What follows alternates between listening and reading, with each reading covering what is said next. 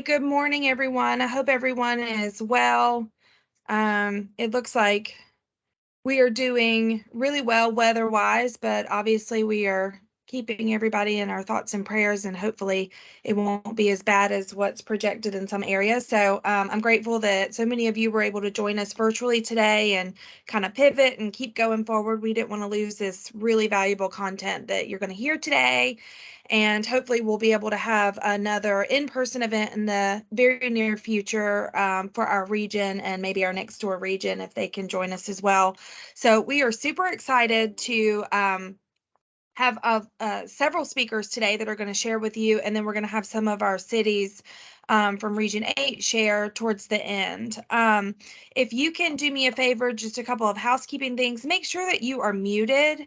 If I start hearing noise, I'll go in and manually mute people as I'm able to, but keep yourself muted until you want to ask a question, because it helps keep feedback and that sort of thing down. For some reason, we have issues with that sometimes. So if you have trouble with your internet and things are freezing up, try turning off your video. And a lot of times that makes things a lot, um, or we can see you, but you should still be able to see us. The video does eat up a lot of that data from your internet. So a lot of times that helps. If you see me disappear, that's why I'm doing it. And if things happen, then I've got some other people from DCA on the line that are going to help me out and keep this thing going. So having said that, we did get a lot of really interesting questions that came in as we were preparing. So this is tailored to the questions that we had come in. As our presenters are giving you the information on each topic, please feel free to type into the chat any questions that you may have so you don't forget what you want to ask. And then if you would rather ask a question at the end of their presentation, you can unmute yourself and then ask it there. If you have a question afterwards, you can always email me, and if I don't know the answer, I will find it out for you and put you in touch with the right person if necessary. So what we're going to do is we're going to move right on into Ellen's presentation. She's going to take over here and she's going to present to us. She is from the Office of Downtown Development, and Ellen Hill is awesome. She's going to tell us a little bit about herself, and she's got some really great information. Great. Thanks, Natalie. Good morning, everyone. I'm super excited to be here. I really hate that it couldn't be in person, but we'll try again another day and hopefully get to know each other that way. As she said, my name is Ellen Hill. I am with the Office of Downtown Development, and I am the Training and Compliance Coordinator. And so what that basically means is I make sure that all of our Main Street accredited cities are up to date on their monthly reporting, on their accreditation information, and especially working with their annual accreditation with National Main Street.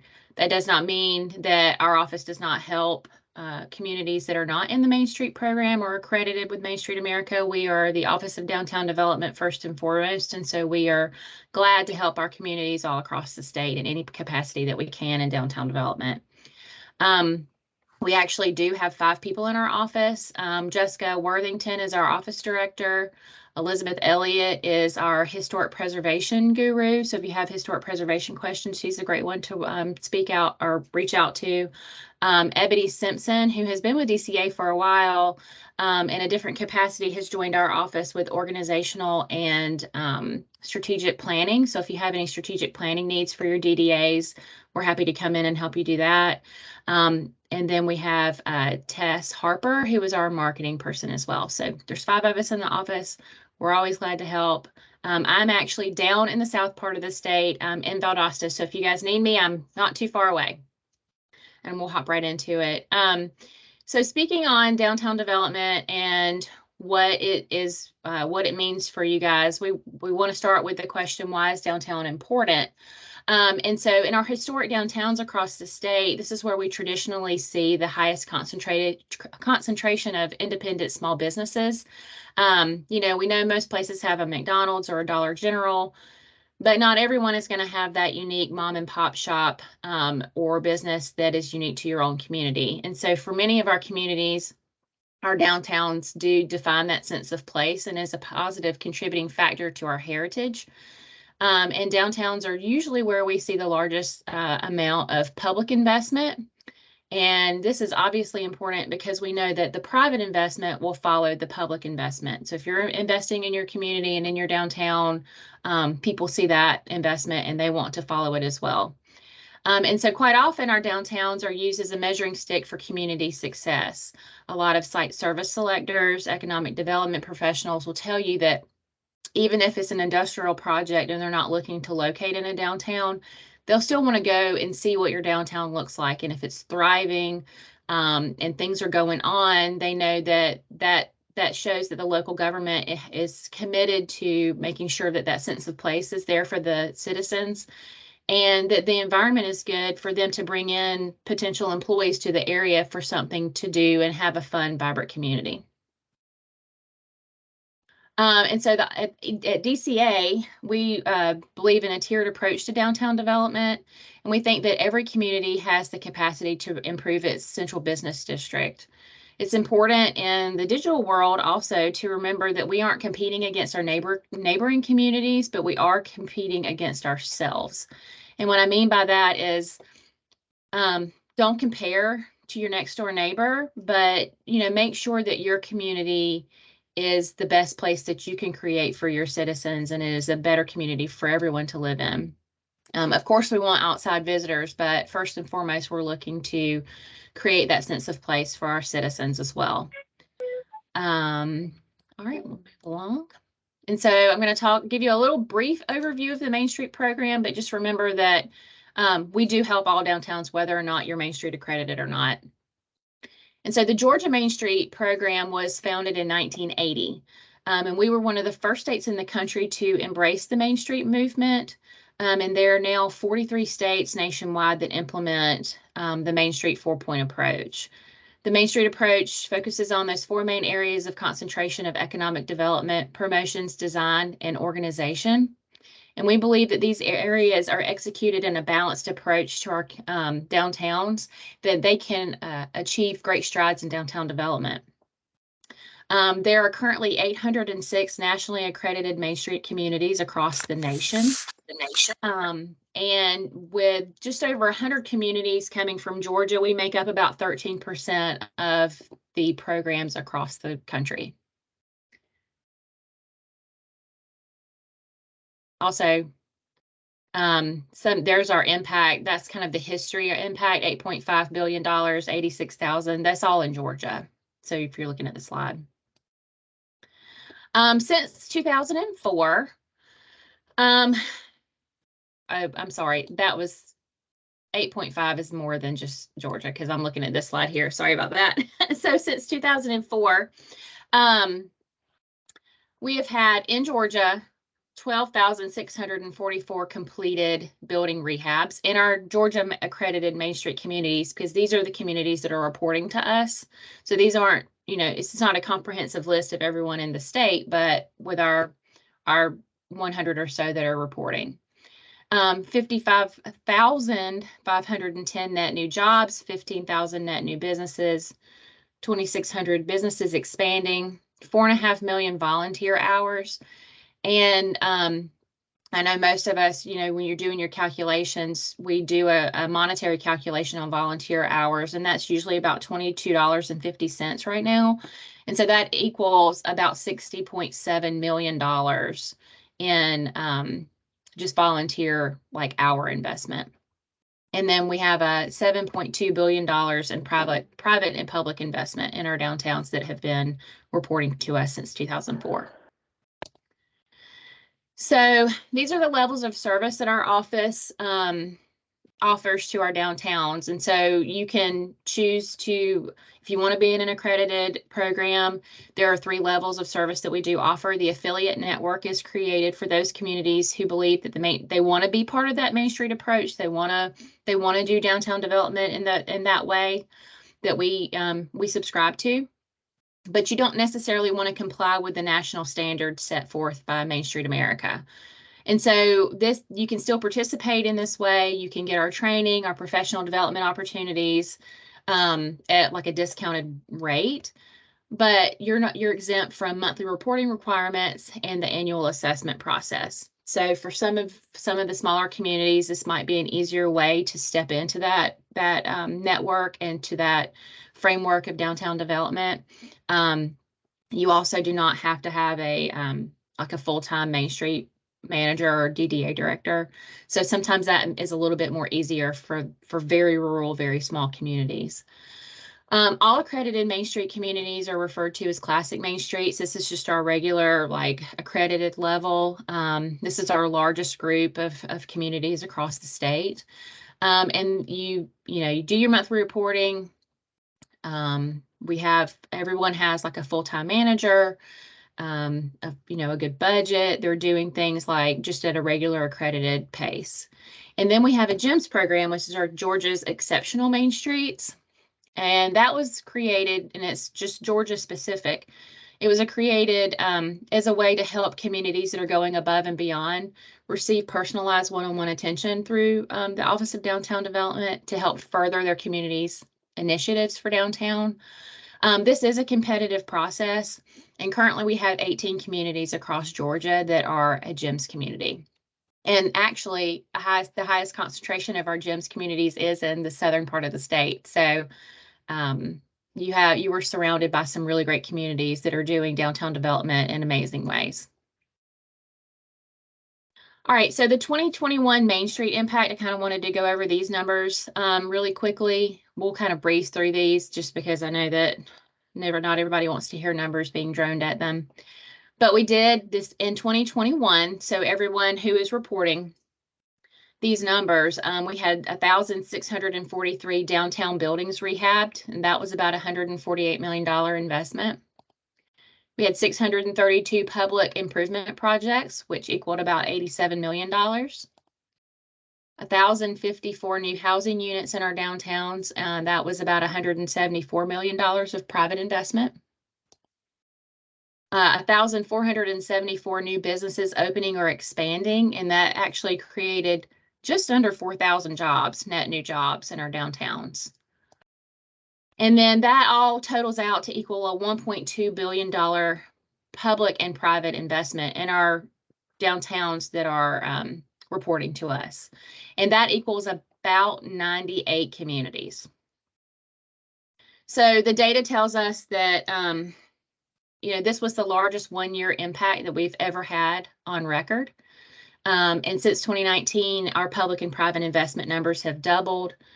And between the 98 communities that are reporting, that was a $3.3 million impact every day in downtown in 2021.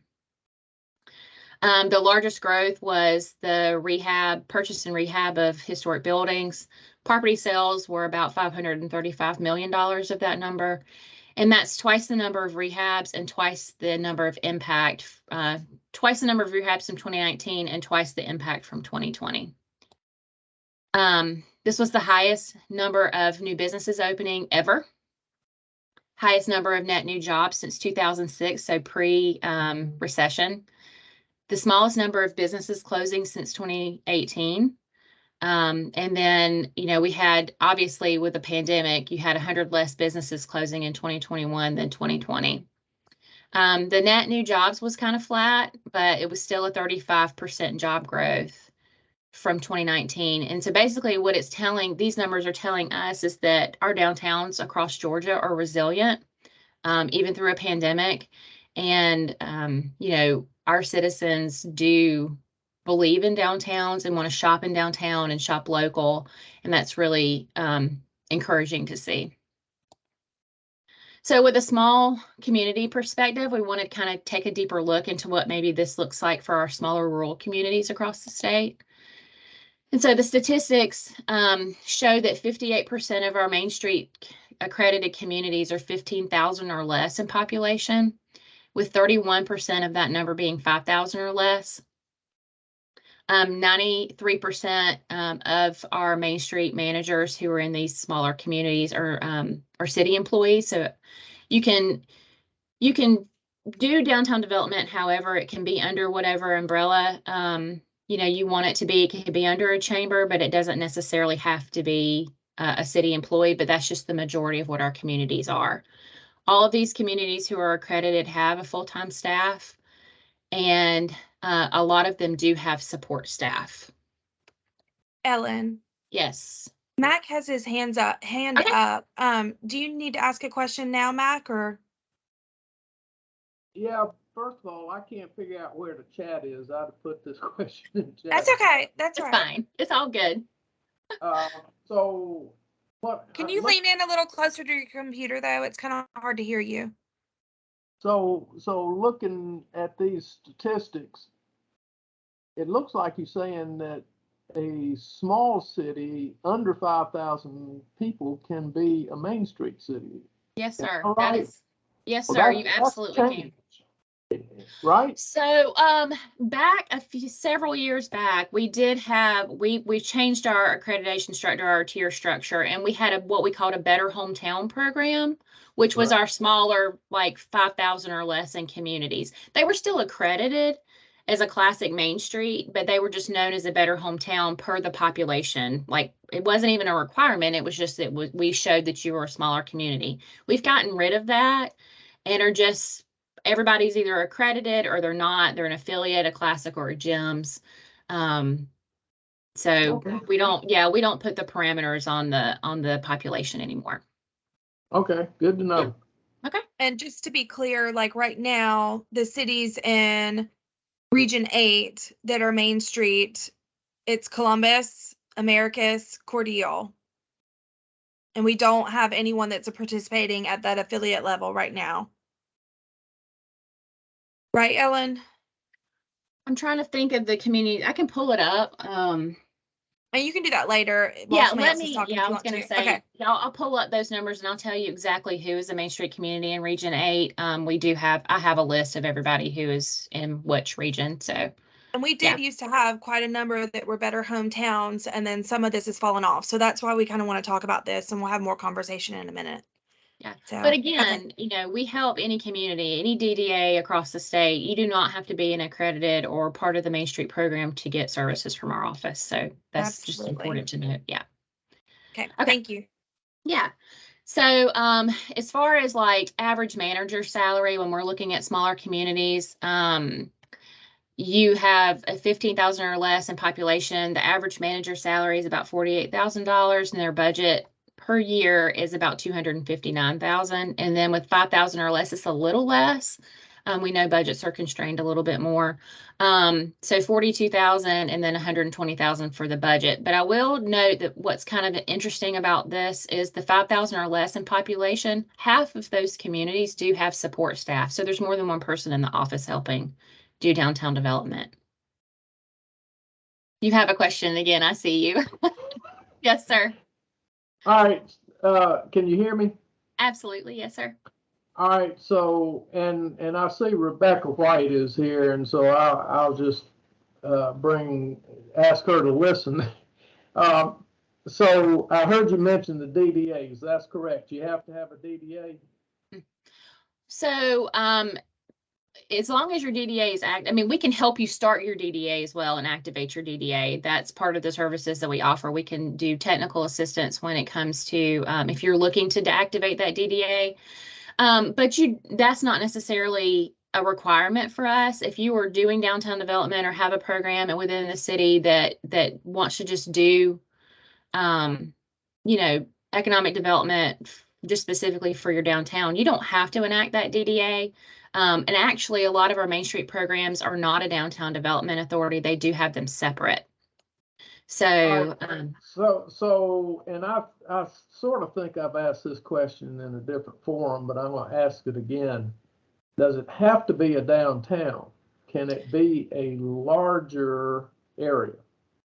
So for our office, we do focus on downtown development specifically. I will say that sometimes the DDA district is the city limits, the entire city limits. So it just depends on what that looks like for your community. Well, what and about Mac, if you're asking for, if you can ask for help, even if you don't have an active DDA, yes, you can. what about a consortium of DDAs or consortium of downtowns? Richland here in Stewart County is a better hometown. Yep. And Cuthbert, I think, is, but all of our downtowns in these 4 counties, Stewart, Quitman, Randolph, and Clay, they need this. Yeah. And I just wonder if there's a way we can tie together. Right. There is not a one-size-fits-all approach to downtown development. I will say that. And so we do not see joint communities come in usually and do downtown development. It's not unheard of. We actually have had a question about like a chamber taking over, a chamber program taking over and having several communities with doing downtown development and them doing them for all the communities. If it works for you, then that's great. But we don't have like, you don't have to fit into a box, I guess is what I'm saying. If it works for your community, then we're there to help you. Okay, thanks. Yeah, you're welcome.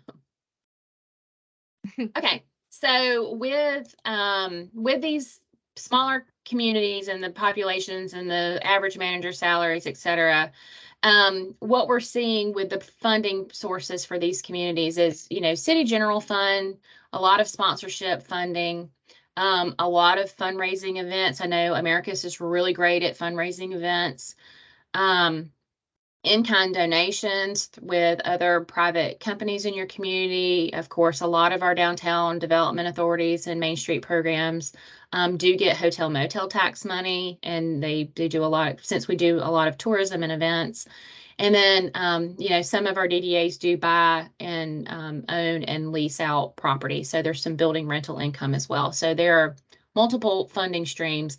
And as a matter of fact, our office does like to see that you do have multiple funding streams for your program so that if one thing does fall off, you're not stuck with no money. So diversified funding is always a good thing. Okay, so we're going to talk about the Main Street approach very, very quickly. And this is just going to be a very high level overview of our program. I will say, if you want to go really in depth, we have a Main Street 101 on our website that you could do. And that is a very in-depth look at what the Main Street approach looks like. We do offer Main Street 101 in person sometimes, mostly at the Georgia Downtown Conference, but we have been known to come into communities who want to start a Main Street program as well. But you can just reach out to our office if you're interested in that, but there is an option online. Okay, so the Main Street approach, what we like to say is, it's an easy way to remember it, is that Main Street approach is DOPE, D-O-P-E. It is for design, organization, promotion, and economic development. And it's just a multifaceted focus on the broad picture that is our downtowns. And we believe that when these elements come together, that we get an environment that is a successful incubator for both small business development and then community placemaking. And, it's, like I said before, downtown is not just one certain process. So you can make these 4 aspects work for your community. But as long as you're focusing on this multi-tiered approach, we have found that that downtown development is successful in all communities. All right, and so the evolution of Main Street, the research has told us that a lot of people focus too much on how and not enough focus on why. And so we want to make sure that you're thinking about why you want to do downtown development for your community and not the process. Everyone likes to kind of stay in their comfort zones, but we see a lot of our really successful programs are kind of stepping out of that box. And what we've heard is that outside of the Main Street network, people perceive it as a tactic and it overemphasizes that process, and that organizational rigidity limits that ability for Main Street to reach a new audience or remain flexible to new partnerships and opportunities. And then that prevents you from addressing that larger development related policy issues confronting our downtowns. So as long as is seen as a framework for guiding your revitalization, it should be successful. And what we know is that downtowns are a catalyst for economic development. We are all economic developers in the context of historic preservation. And a lot of communities may not see it that way, but our Main Street managers are 100% economic developers. Our Main Street approach is comprehensive, broad-based, diversified, and as long as it has a unified vision for our future, and it's volunteer-driven. Again, I feel like I'm preaching on this one, but it is not a prescriptive one-size-fits-all solution for downtowns. And as long as you focus on that process, away from process and to the strategy and the outcomes, you should be successful. All right, so we're going to talk really quickly, and I'm going to breeze by these because Shree's going to talk about them. But DCA does offer some tools for your toolbox, and that would be your rural zone designation. Shree's going to get into that way more in depth than I will, and just very quickly, it's basically tax credits, rehab credits, and investment credits for downtown projects. We have DDRLF loans, and so that is gap financing for projects up to $250,000, and it is a loan, the application is made on behalf of the DDA through the city, and then DCA will give that money to the end user. It's a conduit. And then it just works. It's that, like I said, gap financing, and sometimes when those projects are not feasible, this can come in and help make those numbers work. And so what I really want to focus on is some creative ways that other communities have approached some funding or some help with our businesses in our downtowns. And one of the most popular ones is called the Boost program.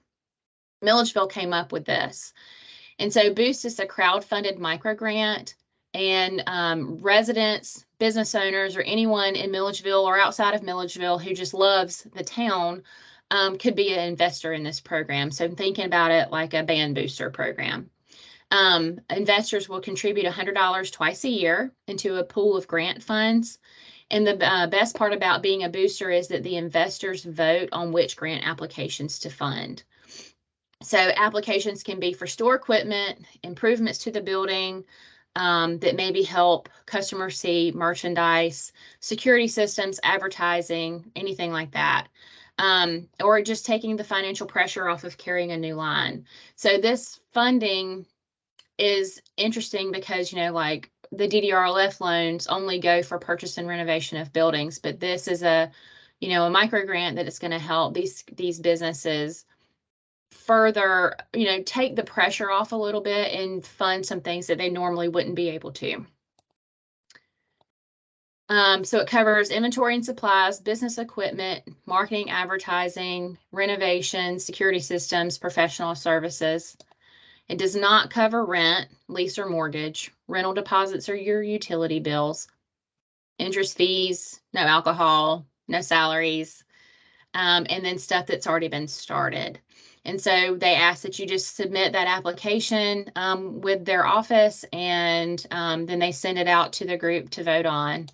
And the local impact for Milledgeville, the Boost grant was awarded over $25,000 in grants to 26 Boost recipients since the inception in 2013. And they have funded everything from bike racks, signage, floors, freezers. They gave money to a farmer's market for the purchase of t-shirts for a fundraiser, pressure washers, leaf blowers. I mean, there are a lot of things, a red carpet to use for an event. They've funded a lot of different things. And so it's just really nice to be able to have that funding source that is so open for these businesses to be creative. And I will say that since it was so popular, what we like to say in our downtown development world is a lot of people like to rip off and duplicate R&D programs. And these are some of the other communities that have taken that idea and implemented it in their own community. Ackworth has done a financial reimbursement grant to assist with monetary commitments for creating facades or improving commercial property and sewer impact fees in their downtown development district. And so eligible applicants for this grant can be businesses that are creating or making improvements to their facade, opening businesses within the district in which sewer impact fees are associated, and then constructing improvements or modifications to the building, under like code enforcement stuff. So code updates for that. And so it was up to a $10,000 match, 50-50 grant match. And you could use it a $10,000 facade or an impact fee or a code grant. So it was one or the other. But it was just a creative way for their community to help with not just facades, but other fees as well. And actually, I've seen in Dahlonega, they've done something similar where they didn't need the facade grant, but they used it for like security systems and fire suppression systems. Moultrie does this. This is very interesting. I think the city of Valdosta does as well. It's called the EDGE program. And this takes no money to implement. It is a way for businesses to open easier in their community. So this is community-wide, citywide. And they offer a meeting with all of the department heads or any pertinent department in the city. You can sit down with everyone at one table, talk about your project, and it's more of a one-stop shop experience instead of having to bounce around all the different departments in the city. And sometimes that can get really frustrating for people who are not familiar with the process and want to open a business. So everyone sits down at the table: planning and zoning, downtown development, fire, utilities, police, engineering, anyone who is going to be part of that business opening, health department, will all be at that table and they can talk about their projects. And that just seems to be really helpful for creating a business-friendly environment. And then Americus, and I'm assuming K1 is on, but if not, this was a grant that they had in partnership with Georgia Power several years back. And it was a $15,000 chunk of money from Georgia Power when they did a Turn the Lights On grant. And this was really interesting because it was a first come, first serve for the downtown businesses, but it was an improvement to older faulty wiring. And so, as we all know, some of these old buildings just have that knob and tube wiring in their buildings, that can be super dangerous. And so they offered these grants up to $2,500 for the total electrical project to upgrade. And so it was I think it was a matching grant as well, half and half, 50%, up to 50% of the funding that they're getting for this project.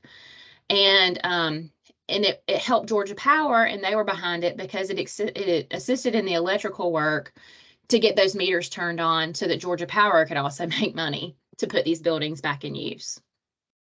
And so that was a really popular one there. And I think they also used that money if you needed to upgrade like existing light fixtures, you could do that as well. Tifton worked with one of their local banks to create a downtown development fund. I don't think it was a revolving loan fund. Well, I guess it was a revolving loan fund because people are paying the loan back, but it was a competitive rate. 20% of the funding had to be used on the exterior of the building. There was a minimum loan or a maximum loan requirement of, I believe, $300,000. But this was just a good partnership with the Tifton DDA and one of their local banks that really wanted to help invest in their community and help businesses get the doors open.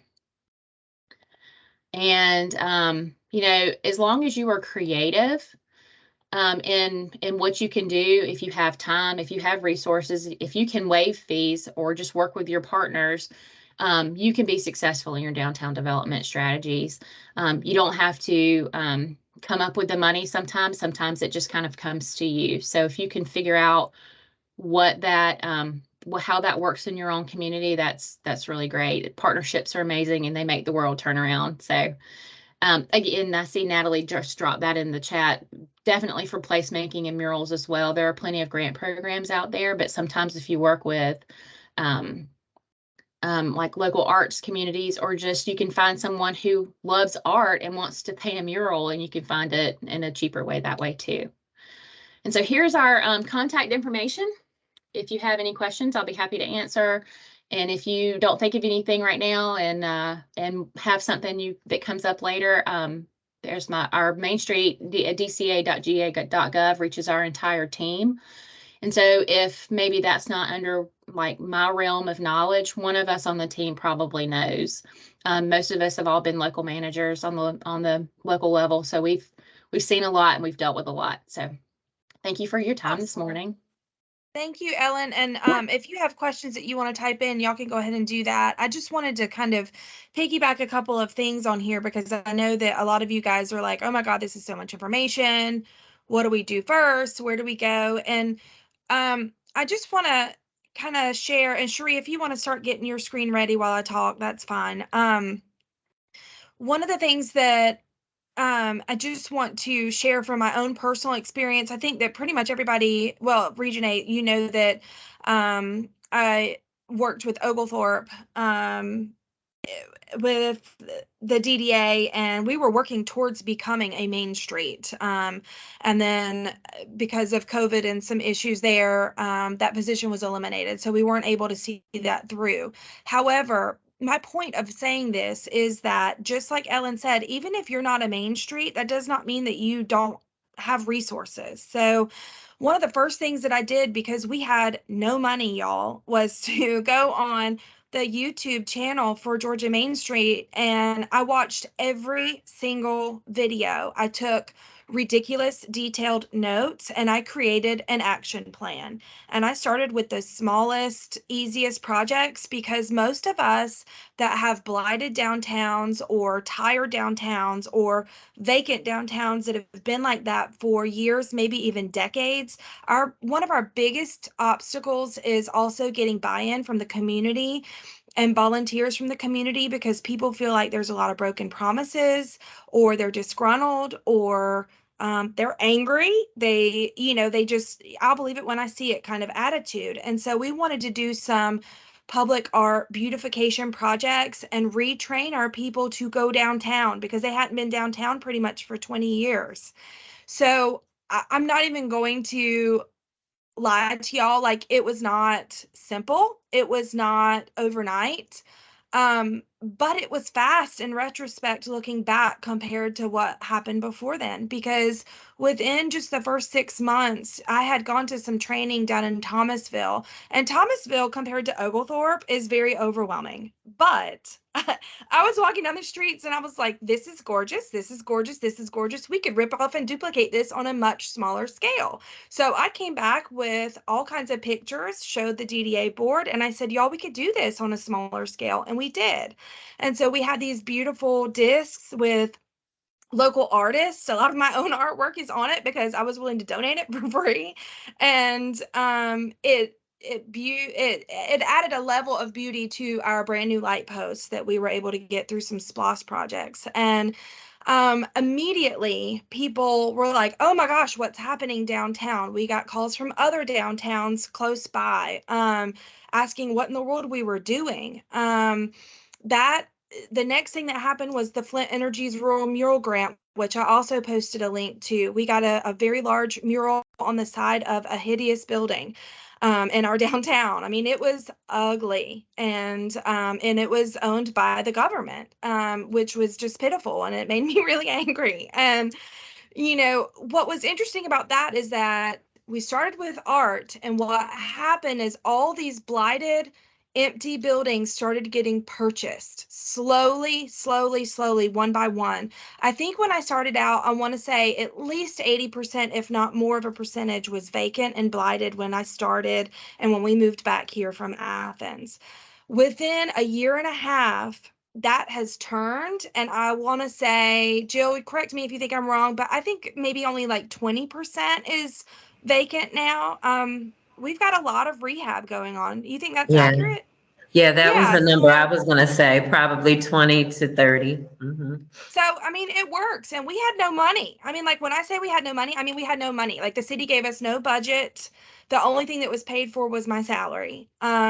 And so everything was done through fundraising. I am happy to talk to y'all about all the things that we did. My background is in event planning, so that's just how I naturally think. And we had a lot of people that no longer live here, but they used to, and they love it. And so they wanted to spend money on a place that they loved. So, one of the next steps we were going to take was reaching out for sponsorships for benches and things like that for people that wanted to invest in Oglethorpe, but they don't live here. They just love it. So, there's a lot of creative things that you guys can do. And I just wanted to say that because I see a lot of you like glazing over and it's like, stop and really think about this in a different way. And one of the things that they constantly say in the Office of Downtown Development, and I would like roll my eyes, but know it was true at the same time because it is that it's not a sprint. It is a marathon and you've got to stay the course. So, That's very true. yeah. And like everything that Ellen shared, I mean, it's doable. I just cannot express to you. I mean, we have an art gallery going in downtown Oglethorpe and, we have like 1,300-ish residents, plus 1,500 in the prison. So, so we really don't have a big population of free people. So, you don't have to have a lot of people. So, anyway, How do you enter stuff in the chat, ladies? there should be, if you're on your computer, there's Yeah. a chat option at the top of the screen. If you're on the app, if you're online, I don't know if you're just on the poke around, if there's a more option, and it should give you an option there. Walt Turner and Reynolds just asked a question, Ellen. Oh, actually, I think it's about the grant I just posted. Walt, it might, I don't know if the grant from Georgia Council for the Arts, I'm not sure if that program would fall into that category. It may. What I would do is I would reach out to Tina Lilly and ask her. She's very easy to contact and find out. It's not a program that's through us, through Department of Community Affairs, so I'm just not 100% sure, but I would ask. And like Milledgeville, all these other towns that Ellen gave examples for, you guys call them, reach out to them, email them. These people are so friendly and they are ready and willing to help. I called so many people throughout the state and I was burning up the Main Street and downtown development office's phone constantly. So, which may be why I'm in this job now. They knew who I was. I don't know. Are there any questions beyond that? Yeah.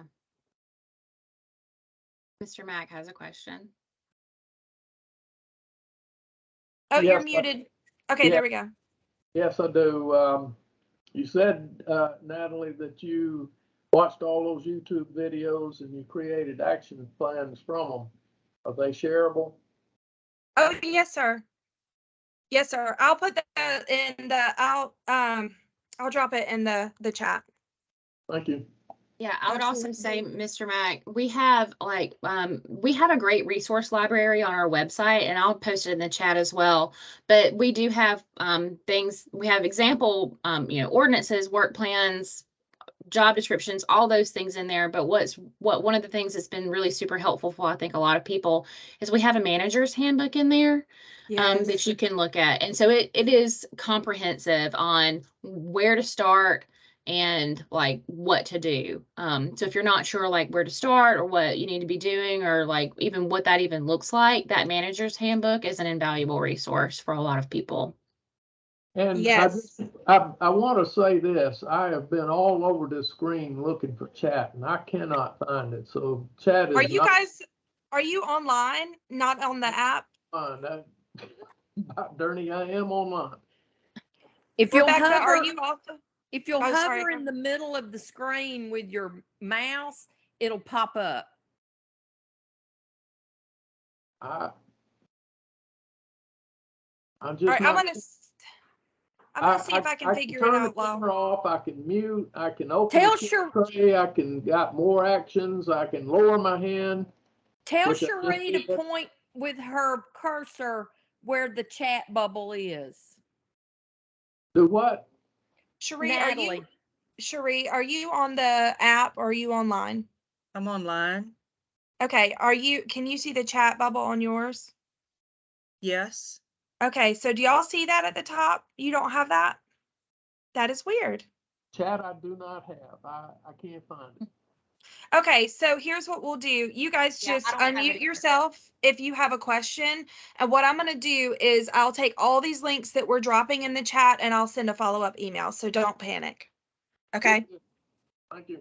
I thought I was slow. No, thank you for saying that because I've never encountered that. So thank you. Okay. All right. Are there any other questions that are not in the chat that you want to unmute and ask before we move on to Cherie? Okay. All right, Cherie, it's all you. Okay. So if I minimize this, now y'all can see my screen. Yes. Yes. Okay. All right. So as Ellen mentioned, I'm going to be talking about the Downtown Development Revolving Loan Fund, which we call DDRLF, and I'm also going to be talking about the Rural Zone Program. So I'll start out with DDRLF. And this is a gap financing program designed to help local communities basically revitalize their downtown by offering lower interest rates for eligible capital projects in their downtown. And we offer a low interest rate. We come in a subordinated debt position to private bank financing, and we can also offer technical assistance. To be eligible for the program, the business that wants the loan must be located within the core historic commercial district of your downtown, okay? Or any of those adjacent historic neighborhoods they're right there connected to your downtown. So there are historic residential properties, those that are now zoned commercial. So oftentimes those are like law offices or day spas or anything that those homes are now commercially used as. And only those communities, cities and counties with populations under 100,000 are eligible for DDRLF loans. What kinds of activities can we fund through these loans? We can do land acquisition, building acquisition, new construction, renovation, or combinations of the above. I would say more often than not, most of our projects are someone coming in, wanting to purchase a downtown historic building, and then they want to renovate that building. What we love to see is somebody coming in, purchasing a building that has, say, sat vacant for many years, and maybe it's a two-story building. They come in and put 1 or 2 commercial units on the first floor and then some residential units on the second floor. So they've brought a new building back to life and added residential in the downtown and new businesses in the downtown and created new jobs in the downtown as well. What we cannot participate in is working capital, operating expenses. We cannot help refinance an existing permanent loan. We can't pay for administrative costs, or we can't fund a local revolving loan fund with this money. I'm not seeing your screen, Cherie. I'm just seeing you and Natalie and Jill and Max screens. But I'm not seeing your slides again now. Is anybody else not seeing my slides? Nobody's seeing your sides, I don't Oh think. my goodness. Okay. And how I just got on there, I don't know. Let me try again. Hold on. Now we see Mr. Mack and you and Natalie Hmm. and Angie, her icon. Okay. Let me go back. Share. This is the fun part of technology. You'll just bear with us. Yeah, I'm sorry, y'all. Now we There it see it. is. Okay, are you seeing it now? Uh-huh. Yes. Now, as I Thank you. advance, do you see that? Yes. Mhm. Okay. Thank you. All right, so let's go back. And here's where I was. So this just gives you an idea of some of the other types of projects that we have funded around the state. Law offices in downtown Noonan, the Empire South Clothing Store in downtown Hartwell, Scoops Ice Cream Shop in downtown Metter, co-working space in downtown Canton, the Lift Fitness Studio in downtown Bainbridge, Story on the Square Bookshop in downtown McDonough, Fuzzy Goat Yarn Shop in downtown Thomasville, and mixed-use spaces, including retail and apartments in downtown Dublin and in Statesboro. Our typical loan terms are, it's a 15-year term with 15-year amortization, and we offer a 3% interest rate. But for those Main Street communities, those classic Main Street communities that are in good standing, or GEMS communities, we can offer a 2% interest rate for them. We don't charge any application fees or loan origination fees. And this is key. The application is actually made by the Downtown Development Authority on behalf of the business. The official applicant is the DDA. And then at the loan closing, DCA will loan the money to the DDA, and they will then loan the money to the sub-borrower or the business. So it's like a simultaneous double closing. And at that point, the DDA is out of the transaction, and monthly loan payments are made straight to DCA from the business. But the DDA is the official applicant. So if anyone is interested in this, the business would need to contact the DDA, and then the next step would be then to contact Natalie to come to do an IPA or an initial project assessment site visit. And then Natalie can also walk the business and the DDA through the whole process. I would say the first thing that needs to be done, if you're, a first step, if someone's interested in DDRLF, the first thing to ask them is, have you gone to a bank? Because as I said at the beginning, this is a gap financing program. So if the business has gone to the bank and the local bank is willing to loan them the full amount, then there is no gap for DCA to fill with the DDRLF loan. They can go to their local bank and get the money they need. It's only if the bank is unwilling to loan them the full amount that DCA could step in and then fill the gap. So our maximum loan amount is $250,000, but we cannot exceed 40% of total eligible project costs. Our minimum loan is $50,000, so that would be a total project cost of $125,000. 40% of $125,000 is $50,000. And then this is how our loans are typically structured, where the bank comes in at 50% of total project cost.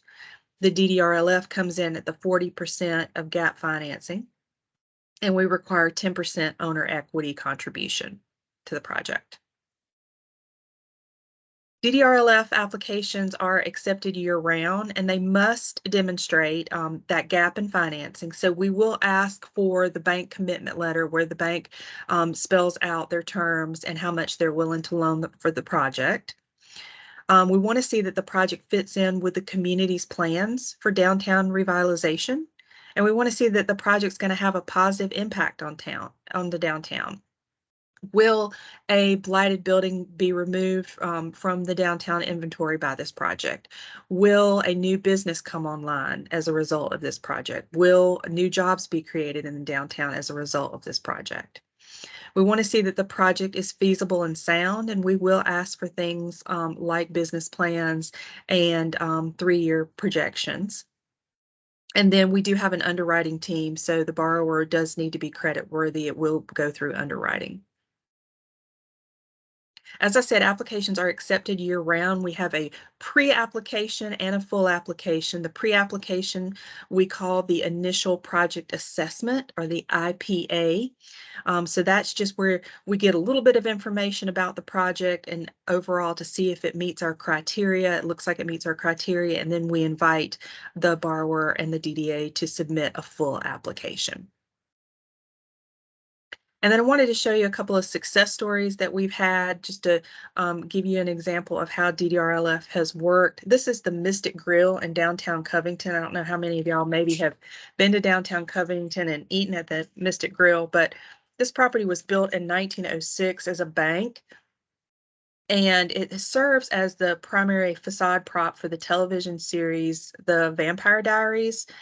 The interior of the building had some fire damage, and the building had sat vacant and unused for many years, but 2 couples in town purchased the building because they wanted to play off the success of the TV show and then offer folks a real Mystic Grill experience for fans to have, because apparently I haven't watched the Vampire Diaries. I don't know if y'all have, but apparently the restaurant is in the Vampire Diaries TV show is called the Mystic Grill. So this is how the financing for the project works. This is the source and use for the overall project. It was a $1.8 million project where you can see DDRLF came in at $250,000 for renovations. Our sister loan program, the Georgia Cities Foundation, which is part of GMA, also came in at $250,000 for renovations.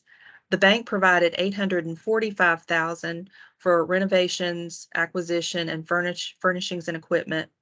And then the two couples put in their owner equity of $450,000 to pay for acquisition, rehab, and architectural design work. So that's kind of how that played out. This is the interior of the building after rehab. It was renovated as a restaurant and event space with a look that kind of feels like the one in the television show. The bar is an exact replica of the one in the television show, and there's also a beautiful rooftop bar that overlooks the downtown courthouse square, and that's shown on the bottom right. And then in the basement of the building, they had another revenue source. This is called the Alley Gift Shop and Mystic Museum. And there is where you can see props and costumes from several of the TV shows that are filmed in Covington, like The Vampire Diaries, the originals, Sweet Magnolias, then Heat of the Night, and other TV shows that have been filmed there over the years. And then, of course, you can also buy souvenirs there as well. So the Mystic Grill helped create 40 jobs in downtown Covington. It was a very much a success story, and was also the catalyst for the creation of other restaurants on the downtown courthouse square. Another one of those projects actually is the city pharmacy building, which is located nearby on the courthouse square. It was constructed in 1937 and was used for many years as a pharmacy. Sorry for the blurry picture, but this was one I could find. I think I'm going to say from the late 70s, early 80s, since I'm looking at, I think, what is the Dukes of Hazzard vehicle sitting out front. That's what it looked like over time. And then here's what it looks like today after the renovation work was complete. It had previously been used as a coffee shop, but now is a 65-seat restaurant. And here's what the interior looked like before rehab, and then what the interior looks like now. As I said, it's a 65-seat restaurant and bar that serves Southern food and specially mixed drinks at their soda fountain there. So sort of a callback to when it was used as a pharmacy. They still have their soda fountain. And it has created 35 jobs in downtown Covington. Here's the source and use for this project. Similar, actually, because this is a $1.6 million project. Again, DDRLF came in at $250,000, and Georgia Cities came in at $250,000. United Bank with $551,000, and then owner equity of $570,000. So that just gives you an example of some projects. On the DDRLF program, were there any questions in the chat, Natalie? No, they're not. So we can take any that are live. Anybody have any questions about DDRLF? As I said, I think the main thing to keep in mind is that you can always call Natalie, and she can come in and walk you through the program and handhold you through that. And then also a first step would be, if you have somebody interested, a business is talking about it, they do need to first go to the bank.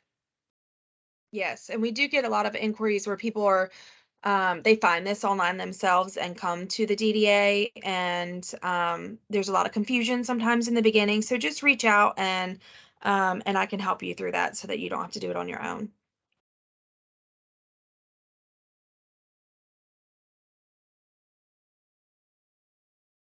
I have a question.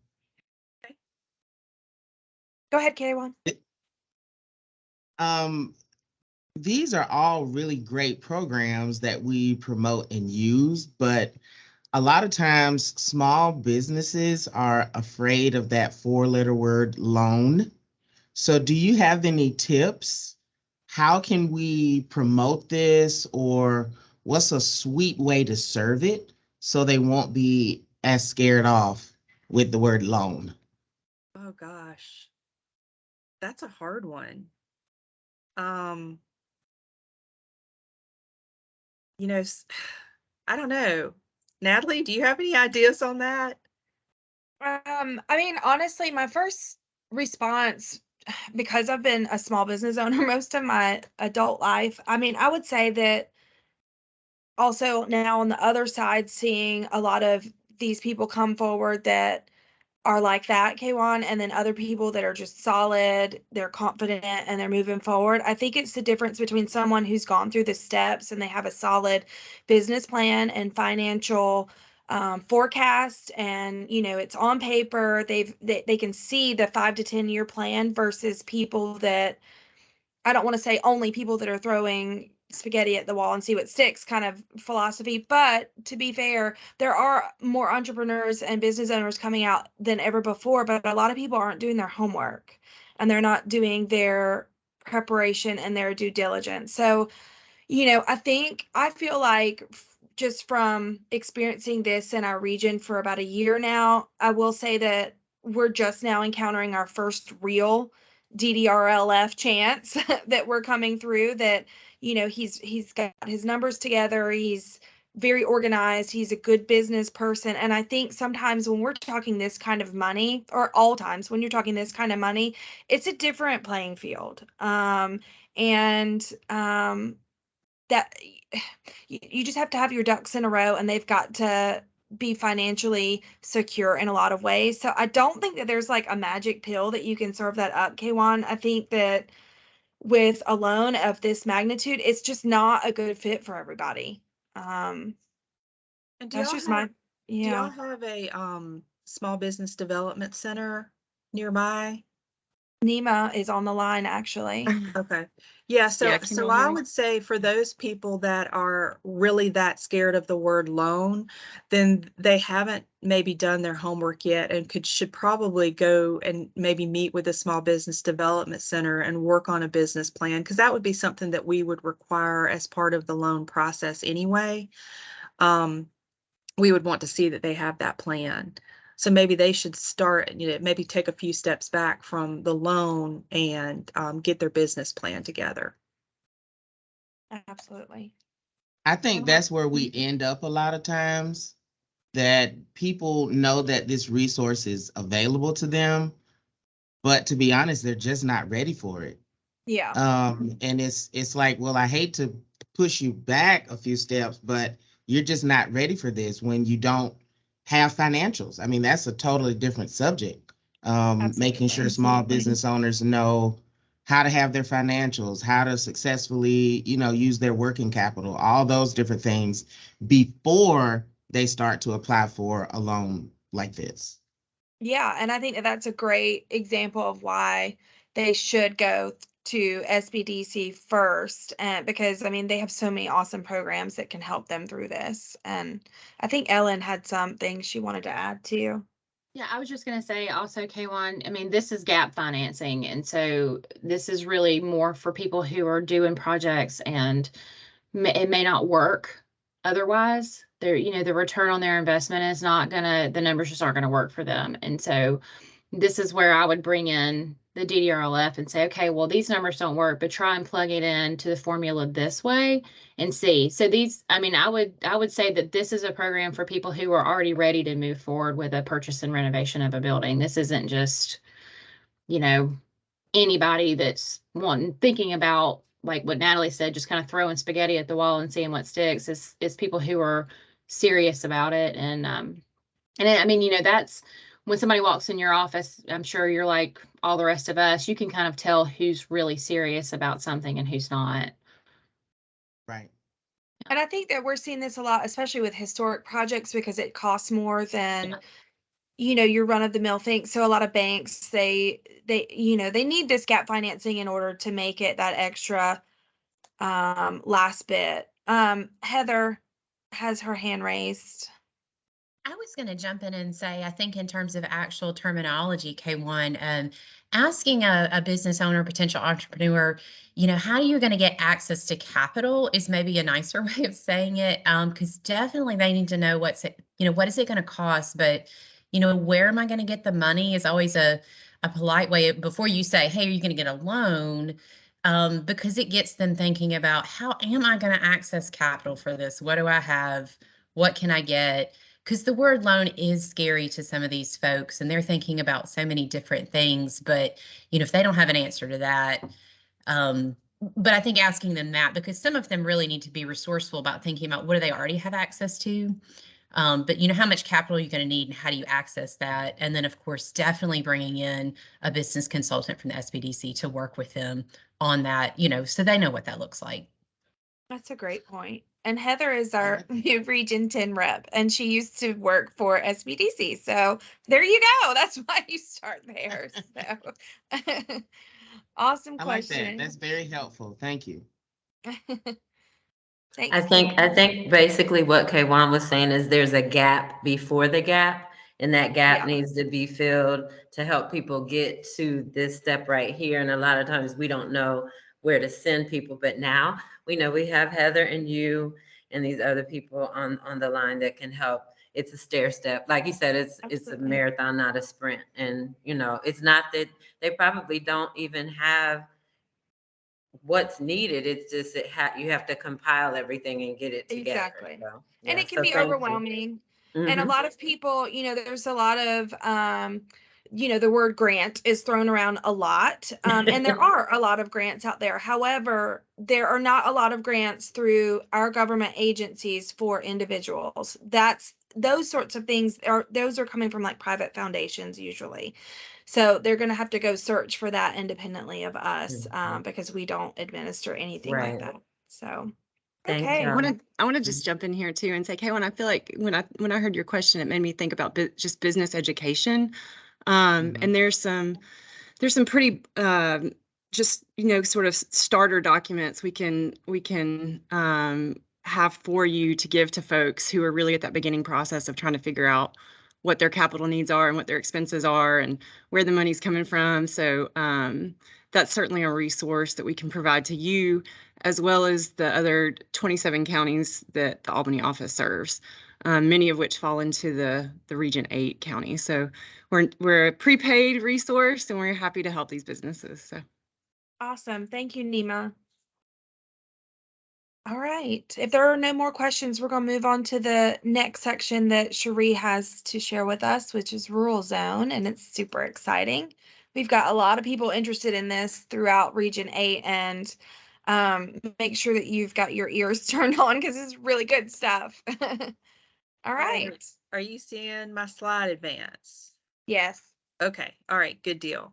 So this just is a map that shows you all the 45 rural zones that we currently have in the state. We started designating rural zones January 1st of 2018, and we will be designating the 2023 group in the next few weeks or so.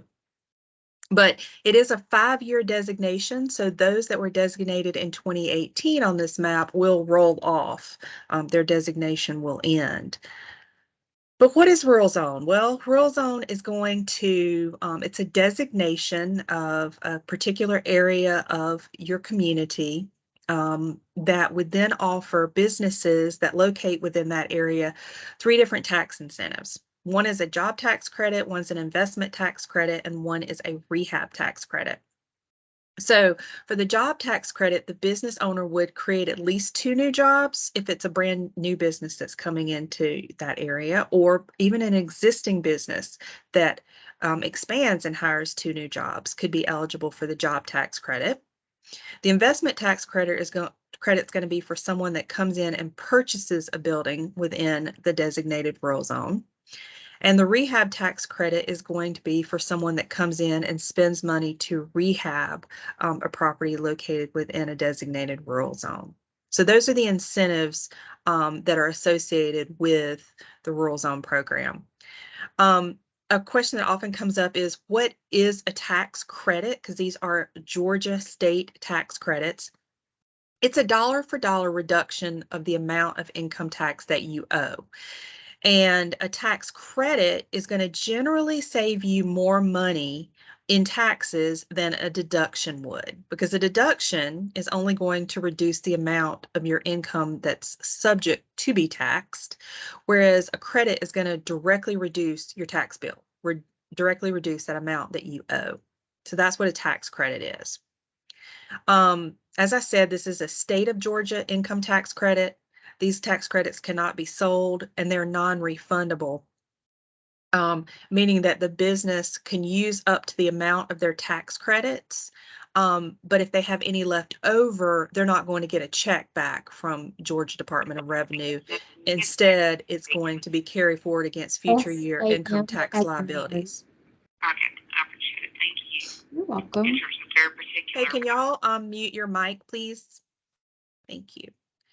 And it's not just for new businesses that come into the community, but also the expansion of existing businesses. The key thing to keep in mind with the Rural Zone Tax Credit Program is that you have to create jobs. Job creation is key to unlocking all three of these tax credits. So, of course, with the job tax credit, you have to have jobs, but also with the investment credit and the rehab tax credit, they all require job creation. So I'm going to run through the tax credits real quick and then talk more about actually applying for the rural zone designation. So the job tax credit, the threshold for job creation is at least 2 jobs have to be created, and the business would get $2,000 tax credit per new full-time equivalent job.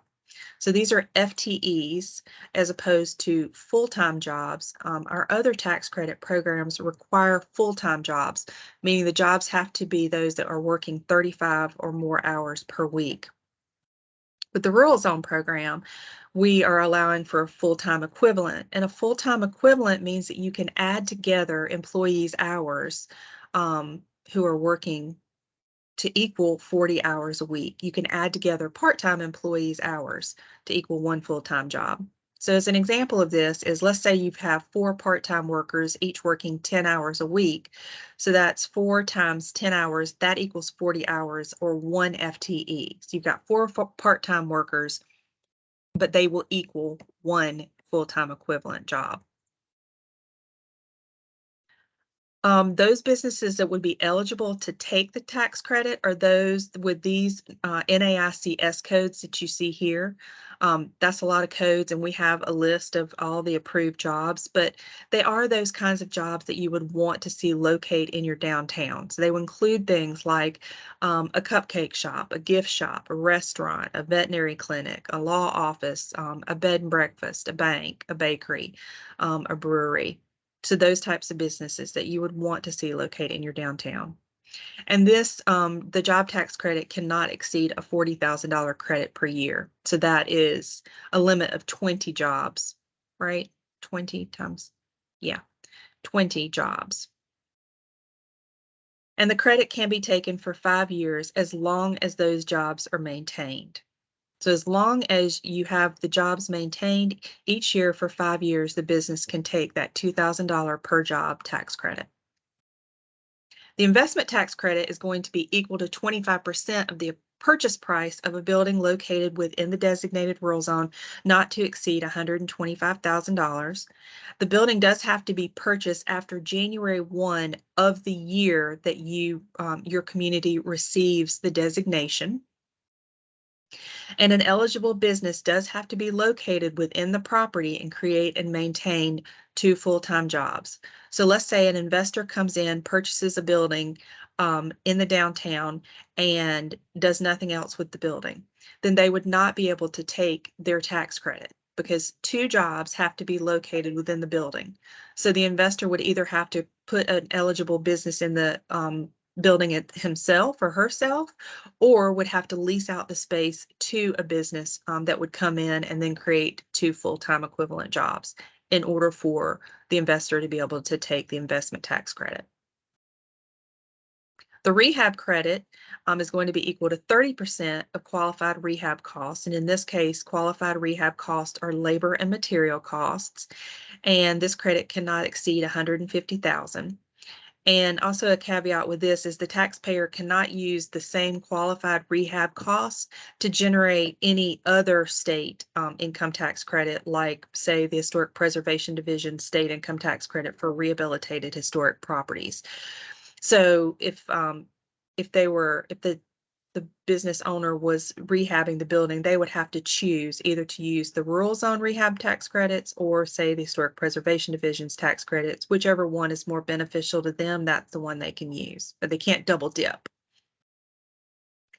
A question I often get asked is, can the 3 rural zone tax credits be combined? And the answer is yes, they can. This is an example of that happening down in Bainbridge, Georgia. This is Southern Philosophy Brewing Company. And this is the interior work they did before or during rehab work, and then nearing completion.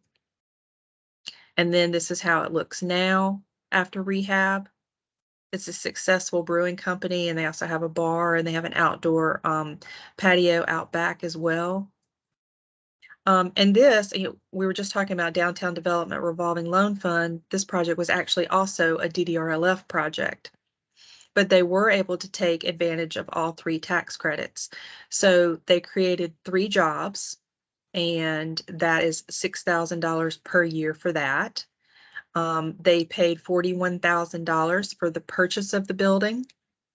And so 25% of that is $10,250. And so they were able to take that.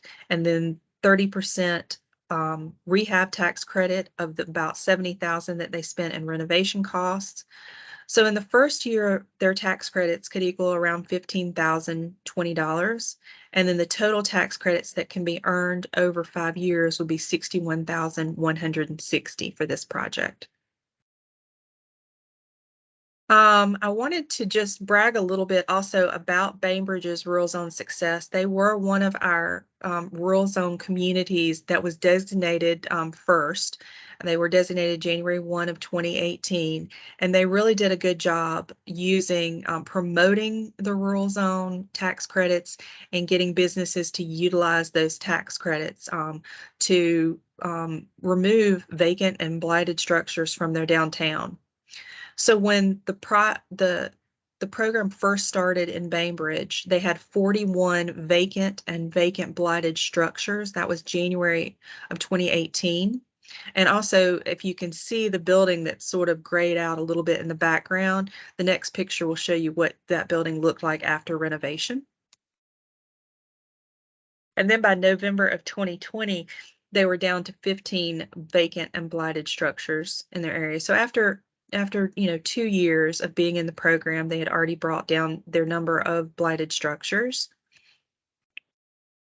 I love good before and after pictures. So here, if you can look on the top, this top row, you'll see the befores, and the bottom row, you'll see after. So before, where you see Rich's Casuals, that's before, and this is after. This is before up here and after. And before on the top and after down at the bottom. So they were also able to lower their vacancy rate, which was 24% in 2018. And then by 2020, they were able to lower their vacancy rate down to 9%. And these are some other before and afters. This is the Fleming building that we were just talking about that was a DDRLF project and also used all 3 of the rural zone tax credits. This is before and after, before and after, and before and after. Oh, another good example of blight removal in downtown Bainbridge. This is a building that was how it looked before rehab, and then after rehab, after a veterinarian office moved in. They created 3 jobs. Total investment was $89,000, and then total rehab was $400,000. So they were able to also take advantage of all 3 of the rural zone tax credits. So who's eligible to apply for rural zone designation? They're cities and counties with a population of less than 15,000 people. You must have a concentration of historic commercial structures that are at least 50 years old within the zone. You must be able to prove economic distress based on your poverty rate, vacancy rate, or blight, or many communities, it's all three of those numbers. You do need to be in compliance with the state requirements regarding comp planning and reporting, service delivery strategy, the government management indicators report, and the report of local government finances. And then the things that are required with the application, which, you know, you've got plenty of time because we've got almost a year before the applications are due again. So it's a good time to start thinking about putting together your market analysis and working on a strategic master plan for your downtown. So the things that are required with that application are feasibility study / market analysis, identifying business activities that can be supported in the zone.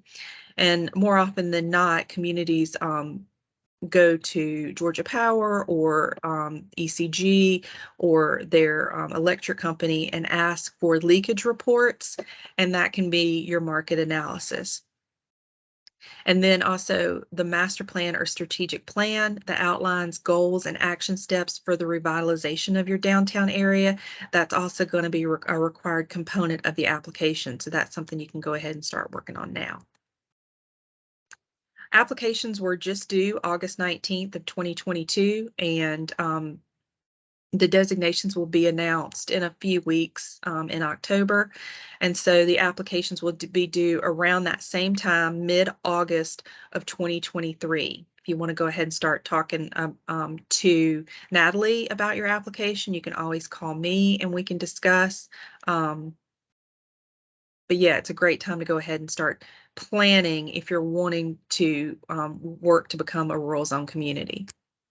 Yeah, and just to reiterate how important this is to not wait to the last minute, there are pieces that RVRC, our regional commission, will be able to help you with, and you might have to get some other partners in to help you, and they cannot always do it if it's at the last minute.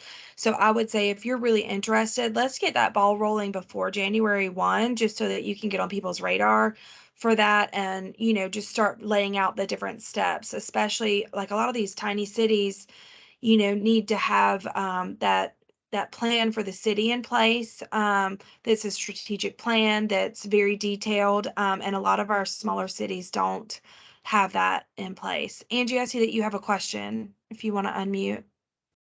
Hi, yes, I've watched Amanda Glover's presentation at Georgia Downtowns last year, and she mentioned that one of the ways they were able to eliminate a lot of their blight was with what is known as the blight tax. I know there's another terminology for it that doesn't sound as harsh.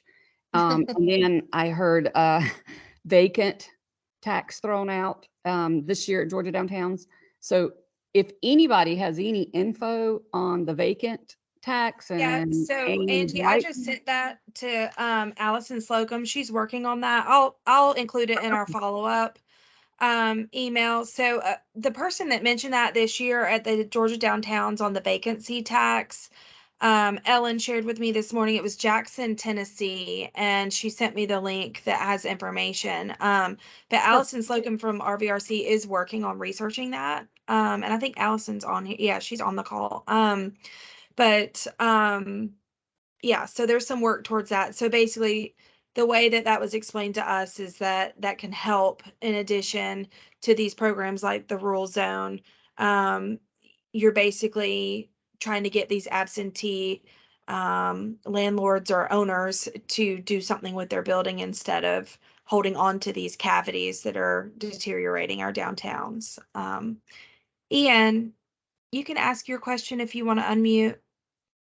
Yeah, I'm with the RVRC and I saw the map at the beginning of the presentation, and I don't think that there was anything, at least for 2022, but I had a question possibly for 2023. Was there any plan for there to be any cities that are in the RVRC around the Columbus region, Southwest Georgia, that will be part of the rural zone for 2023? We haven't announced those yet, so I'm Mhm. not at liberty to say right now. Oh, okay, I got you. Yeah. Sorry.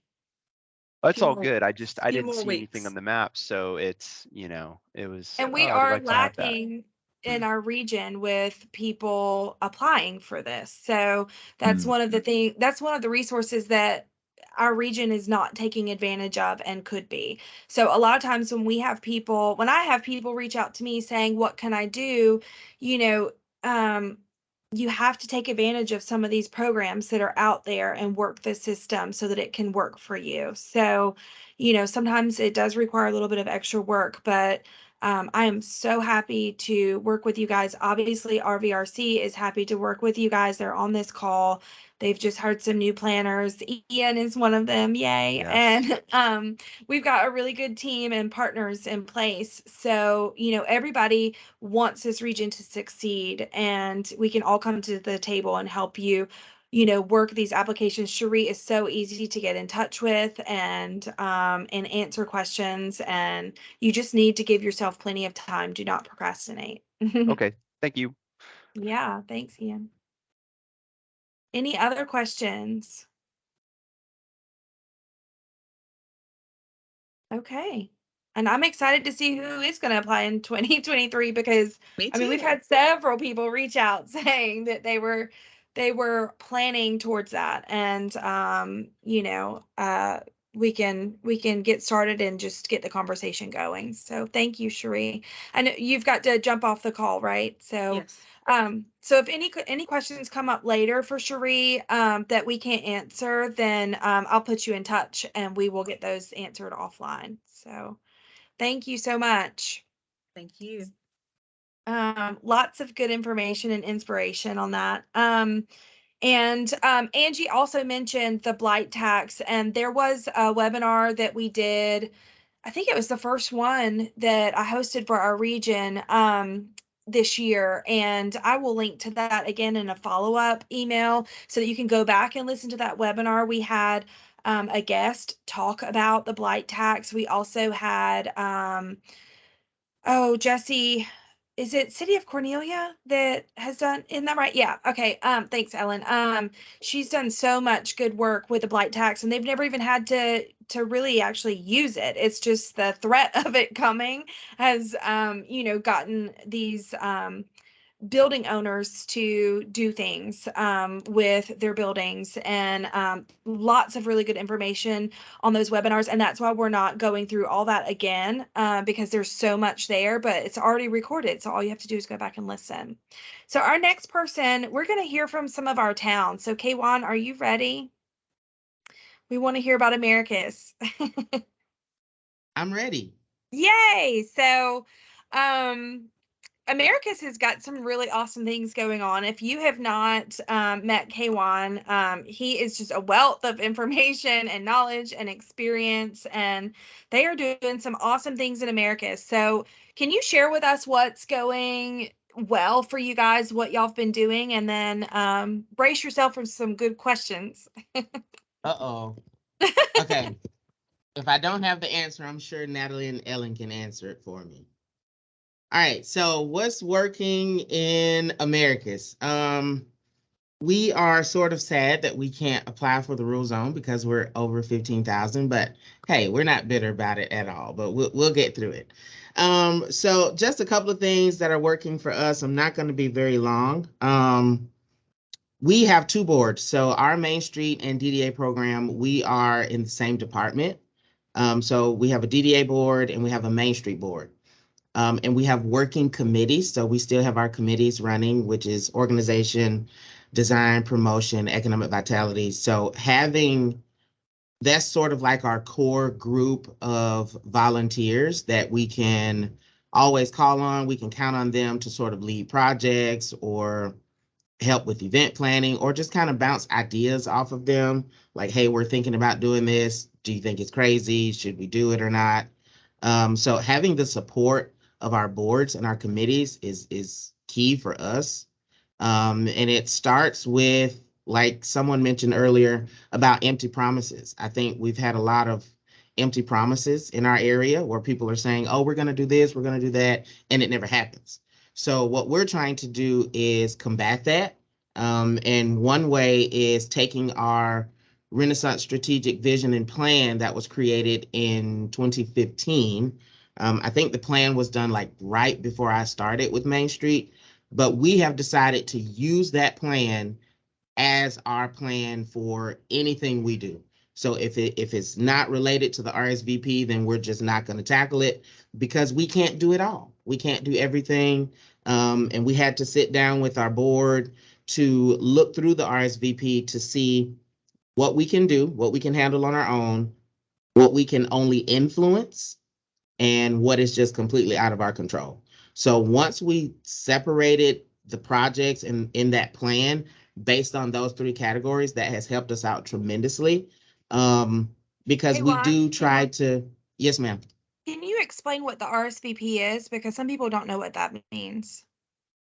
Yes, ma'am. So the Renaissance Strategic Vision and Plan, it is sort of our strategic plan that was created by the Carl Vinson Institute. So they came in and they did like focus groups, just kind of interviewed the community, property owners, mayor and council, different boards, and just came up with this plan. What does the community want to see for Americus over the next 5 to 10 years? So what we're looking at now, I think we've done about 42% of the projects in that plan. So with it being about 7 years old, we're wanting to go back to Carl Vinson and say, hey, let's rework this plan because things have changed. Maybe what we wanted to see back then in 2015 is not what we want to see now. So that is a focus for us. I've been working with our city manager to sort of get this started, to get us an updated plan. We want to stay relevant. I think that's the word, relevant. All right. Other things that are working for us are events. We try to stay unique and creative with our events. The public does not see us as Main Street. They see us as the City of Americas. They ask us about water bills, stormwater, my trash is not being picked up. They do not care what you do. They just see you as the City of Americas.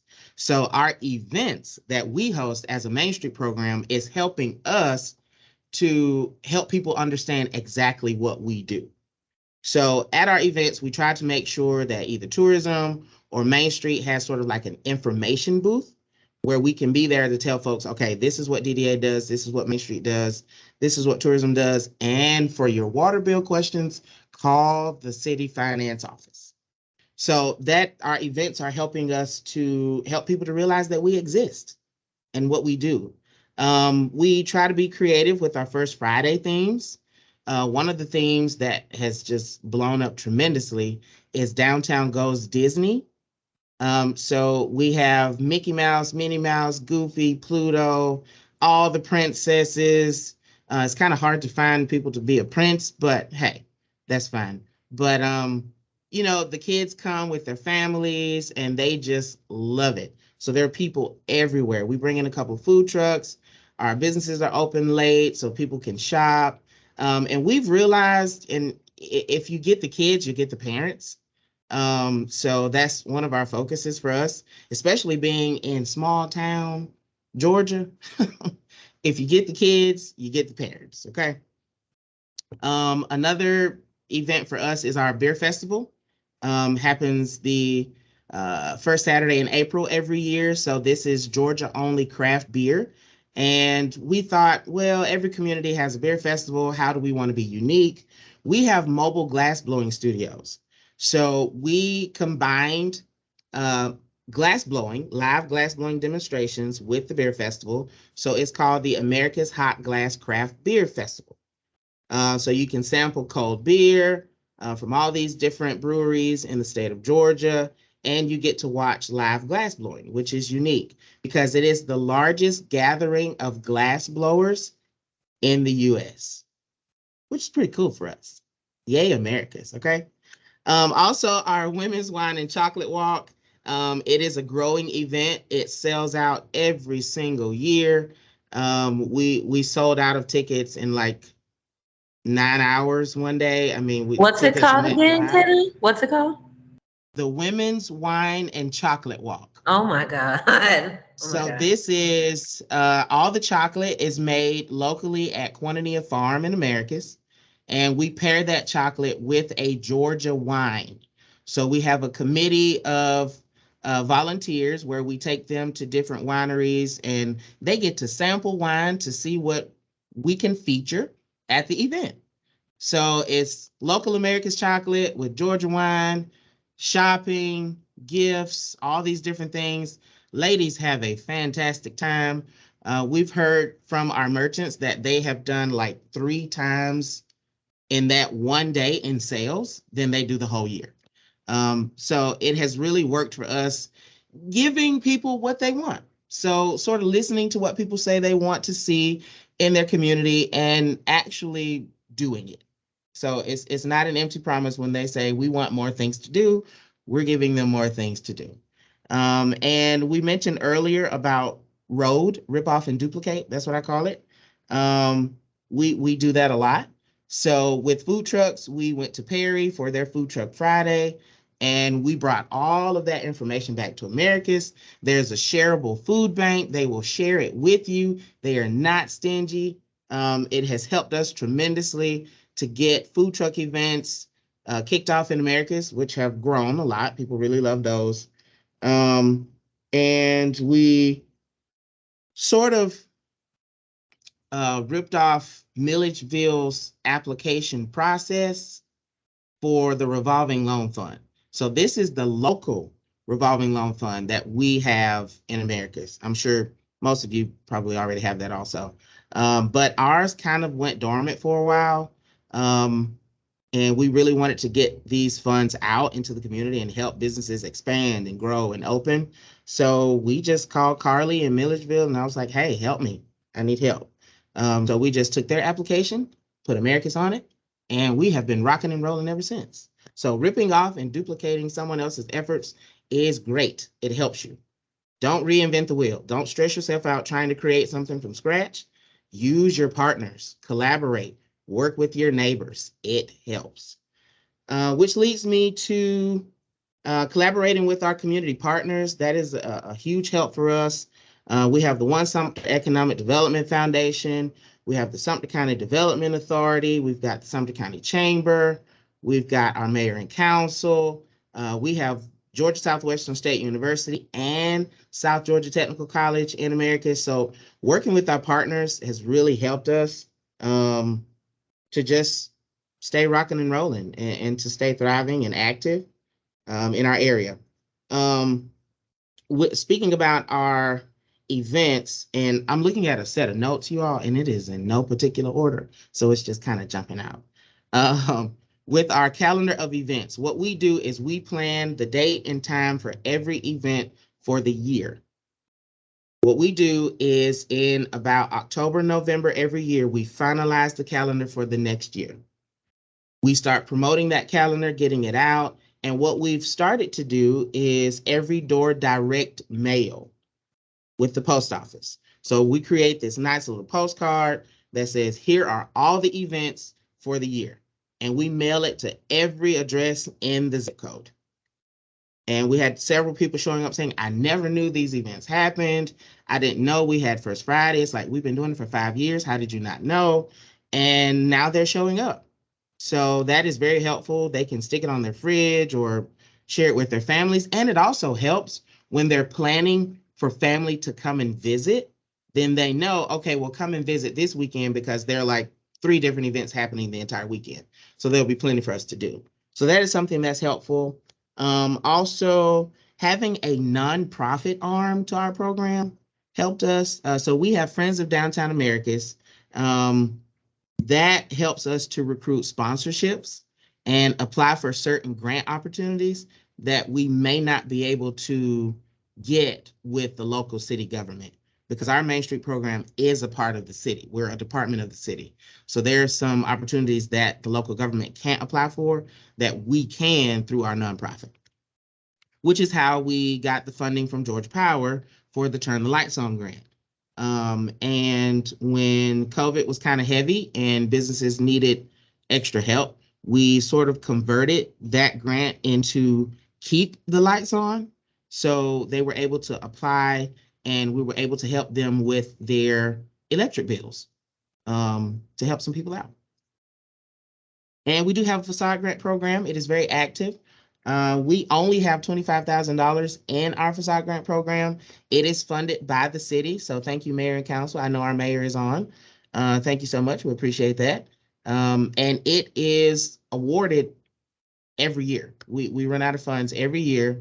So we're looking forward to growing that so we can help more businesses paint and get new awnings and new windows and new doors and new signage. We haven't quite figured out how to assist with roofs yet, but I think this is roof season.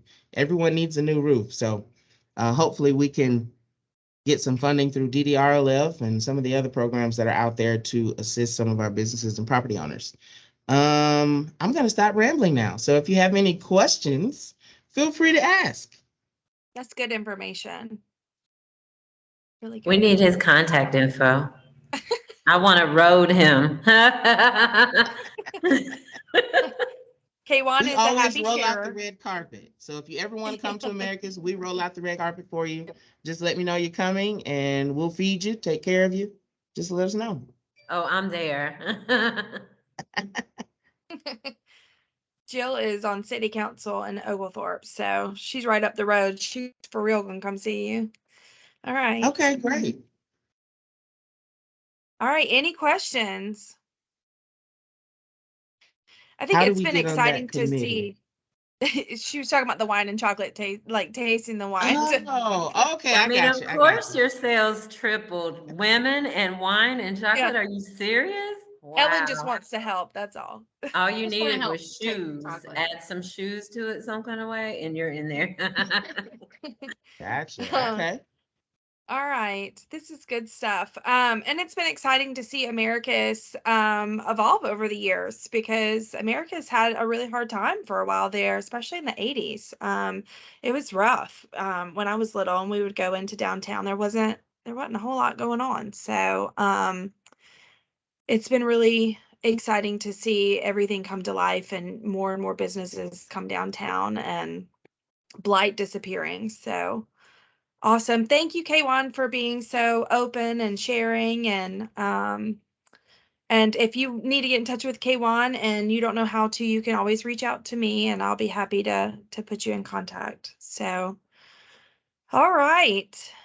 I don't see any questions coming in. So we're gonna focus on Cordial for a minute.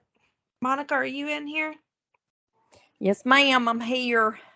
Right. Yeah, Cordial wants to be America's when we grow up. Love K1. He's amazing. Yeah. And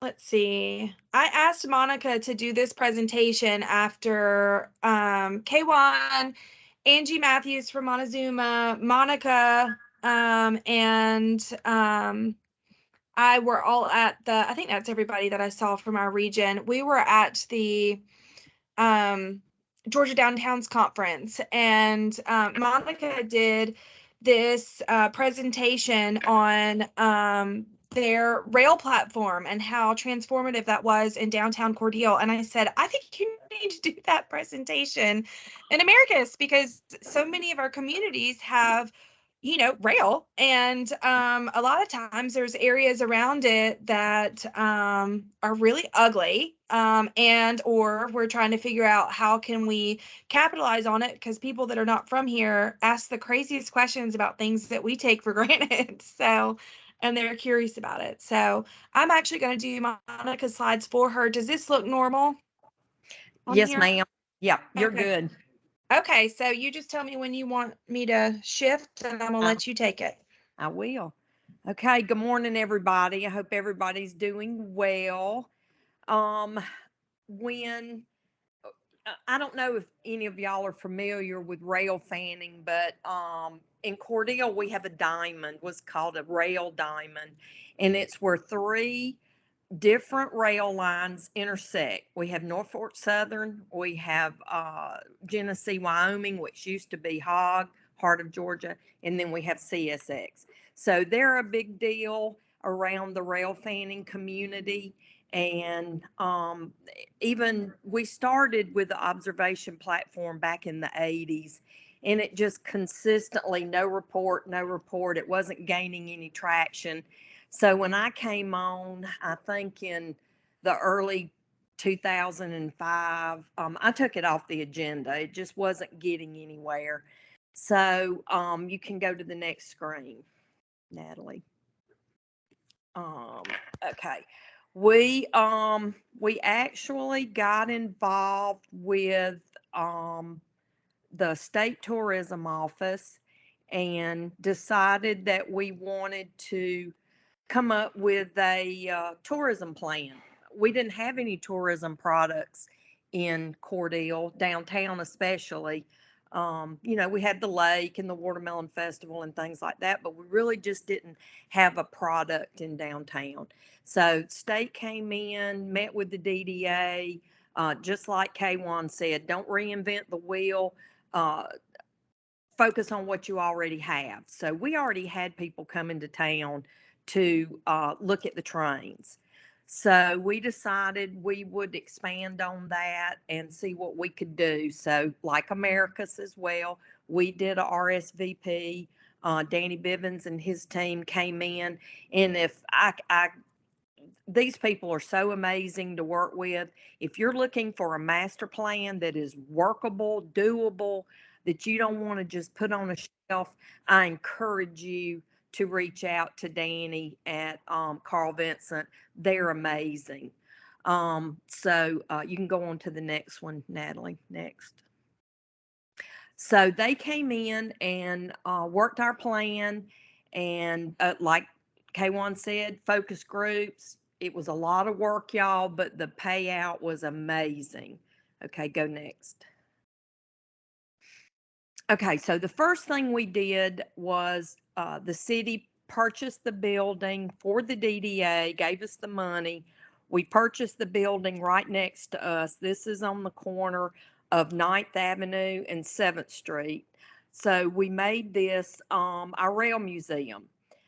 We used all prison labor. Our local HVAC manufacturer, Marvair, donated our HVAC system. Safe Air came in and did the installation for free.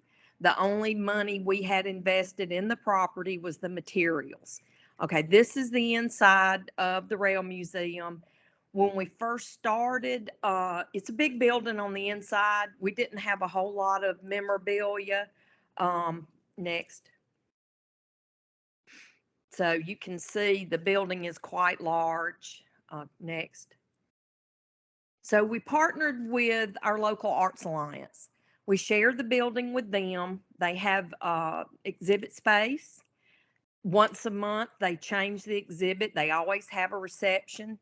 So it gets people in the building and exposes them to our rail history as well as the arts. And these are all local artists, Georgia artists. So it exposes our local people to really nice art exhibits that they might not have access to. So it's twofold. It gets people in the building and they get to see the art, and it's been an amazing partnership. Every Friday, the Arts Alliance sponsors story time for the preschool children. So you're getting the moms and dads and the grandmothers in the building, and it's just been an amazing partnership. Next.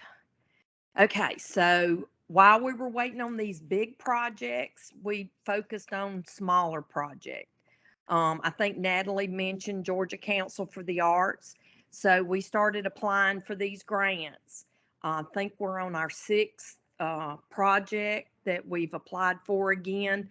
So the locomotive, we partnered with South Georgia Technical College here in Cordele. The welding class, mostly high school students, made the engine.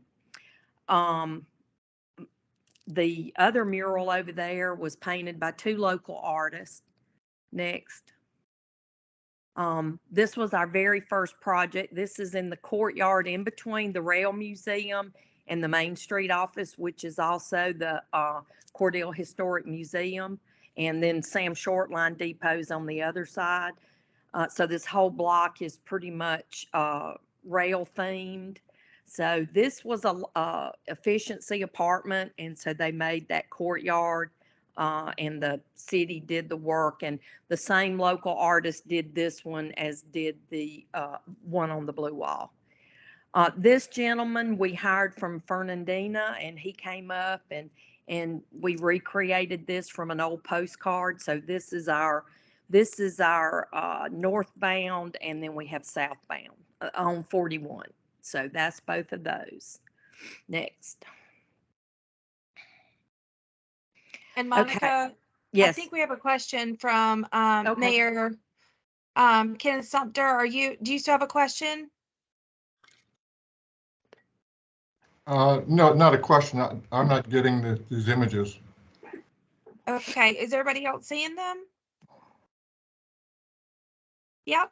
Okay. Okay, I'll see what's going on then. It might be an internet issue. And if it still persists and you try a couple things, you might want to log out and log back on. Okay, all right. And I'll be sending this webinar out afterwards as a link to YouTube. So don't worry if you can't see everything. All right, thanks. You're welcome. Okay, so one day while sitting in a tourism meeting, one of our city commissioners brought up the need for a project, and he wanted something fast that the community could see come up in a hurry. And so he said, why don't we do the railway park? Of course, it didn't take me long to get on board. So the IDA had donated some property to the Downtown Development Authority. It was a whole block from 7th Street to 8th Street. So, and it's right there at the Diamond. So it was a no-brainer. It was the perfect place for them. Tourism offered to be a partner and help pay for the project. And then, of course, the Cordell City Commission, they all voted, and we got started. And it was this is what the property looked like before we got started. And the IDA had a reclamation contractor. Y'all, I know the architecture on these buildings is beautiful, but when you open the front door, you saw the railroad tracks out the back door. The whole backs of the buildings had fell off. They had not been maintained. I saw earlier that Christy Bozeman was on the call, and she worked for the IDA when all of this was going on, and she can attest to the blight on these buildings. Yeah, it was sad to lose them, but there was absolutely no way to save them. So the IDA had a reclamation contractor came in. They took the buildings down, and this property was cleared and was donated to us. This was the Union Depot that sat on the site where the railway park is now. I don't know the specifics of why they tore this beautiful building down, but it was amazing and it just beautiful, but it must have been some structural damage. I'm not sure. Okay, this is Railway Park now. As you can see, let's see, where you can see the Diamond, you see the bottom of the water tower, that's the Diamond. This is drone footage that was taken for us. It's an absolutely beautiful facility. We have 24/7 webcams that run on YouTube through Virtual Rail Fan. This is the whole overall park with the water tower. The building on the left is Albany State University, satellite campus. This is just a closer view of the platform and Harris Waste behind. We have these history pedestals that are along the walkway, and it just gives everybody, you know, a history of the different railroads, the Union Depot, Savannah, Americus, Montgomery. That was the original Sam. Then you see those. So our local contributors for this, the Cordell Rotary Club came in and donated all the trees. They placed a tree there for each Rotarian. So that helped immensely. South Georgia Banking Company paid for a bench, so they have a plaque. Cordell Crest Area Board of Realtors contributed to the bottle fill station, and Cordell Main Street sponsored a bench in memory of our city manager that passed away. This was his vision. Railway Park was his vision. We opened in November of 2020, and unfortunately, he passed December 1st of 2020. So he got to see it almost finished, but not totally. So next. Okay, is everything working? I just had a power surge at my house. Oh, did you? Yeah, I'm good. Okay. I see you. Yeah. Okay. I just had to switch over to a different internet source. So, okay, I Well, just you did panicked it for a quick. second. All right, hold Next. on one second. Let me make Okay. sure we're still recording. Okay, sorry, y'all. You're good. Okay. Okay, so once we got the park finished, I have no experience with promoting tourism products. So we hired Accent Creative Group, the chamber, the Cordell Crest Tourism Committee through the chamber hired Accent Creative Group. We started having a rail fan festival, and we partnered with virtual rail cams. And they're all of these entities have been amazing to work for. So we started rebranding downtown. We needed a brand that would flow, that we could use on everything. Nothing matched. None of our logos matched. It was just piecemeal. So we Accent started working on these things. Next. Okay. All right. There's the downtown logo. Next. There's our Railway Park logo. And you can see we've got the diamond. That's our Rail Fan Festival logo. And so, okay, we had to have a way to track the visitors for tourism. So we came up with this poster that stays down at the platform. They scan the QR code. It takes them to our website, and they tell us where they're from, did they spend the night, and how many nights did they stay. And then they can upload a selfie, and we get an email, and then we mail them out these really cool. Rail fans love to collect lapel pins. So they put them on their hats, their vests. So we send them out a lapel pin if they do the selfie. So that's Accent Creative Group's contact information. If anybody's looking for, doing RFPs for marketing, you should definitely give them an opportunity. We joined with Sam Shortline on our Rail Fan Festival. We have it the second Saturday in November every year. This year, one of our local restaurants is adding a car show to this day. I think last year we probably had between 400 and 500 people down here. We can track it pretty good because Sam Shortline knows how many tickets they sell for their shuttle ride. So that's how we can kind of track our visitors.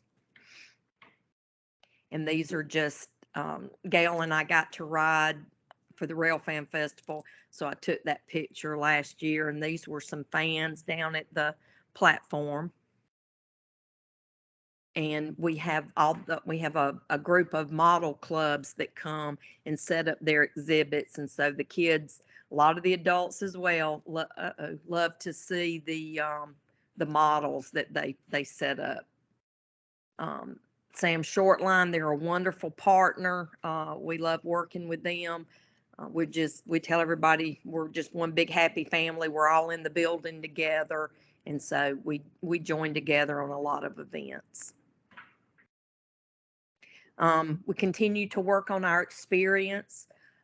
We need downtown lodging options. The rail fans would love to be able to stay downtown. So we've currently got 2 projects that are starting for some Airbnb rooms, and we're hoping one of them can do us a coffee shop and a bakery. We do have several restaurants within walking distance of the platform, but nowhere to grab, a muffin and a cup of coffee in the morning. So we're working on that. These were our contractors and our engineer. They did a wonderful job. It took less than a year to complete. Just wanted to shout out to our partners, City of Cordele, the IDA, Tourism, and of course the Downtown Development Authority. Okay, next. And that's it. Anybody got any questions or comments?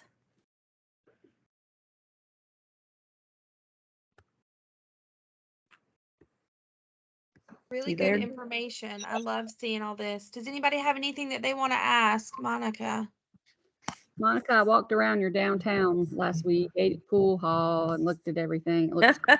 Good job. My mom's in a rehab facility for a broke ankle down there. So, Oh, I'm sorry. well, no, it was awesome to get to come to your downtown though. and Well, look at thank your you. home. Everything was Thank you. fabulous. The little park right down from the pool hall. Yes, little ma'am. Park, just really neat for an area that I know used to have a building, and you guys Right. are doing excellent. Looks great. That we're gonna hopefully start on it first of the year, doing some rehab down there, just make it a little more attractive. It looks like you have somehow gotten community buy-in for cleanup because, I threw things away when I got out and I threw things away when I went in, but there was no trash there's just no trash. So, have you done a promotion of this or somehow? Because we have a big issue with pollution in my downtown. We actually, we are indeed that girl. We ripped that off from, I can't even remember now. And I want to say it might have been Renee Coakley before she went with GDA. I can't remember who I stole that from, but actually we did.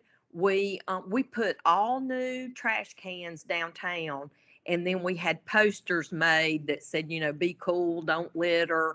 And Gail and I went around and zip tied them to all the trash cans. And tourism has gotten involved, and they have hired people to go around town and pick up the trash. And at least 2 or 3 times a week, when I go to the park every morning and unlock the bathrooms, and I go up 11th Avenue, and I keep trash bags in my car, and I'll get out and pick up. The gentleman at Albany State, the custodian, he picks up.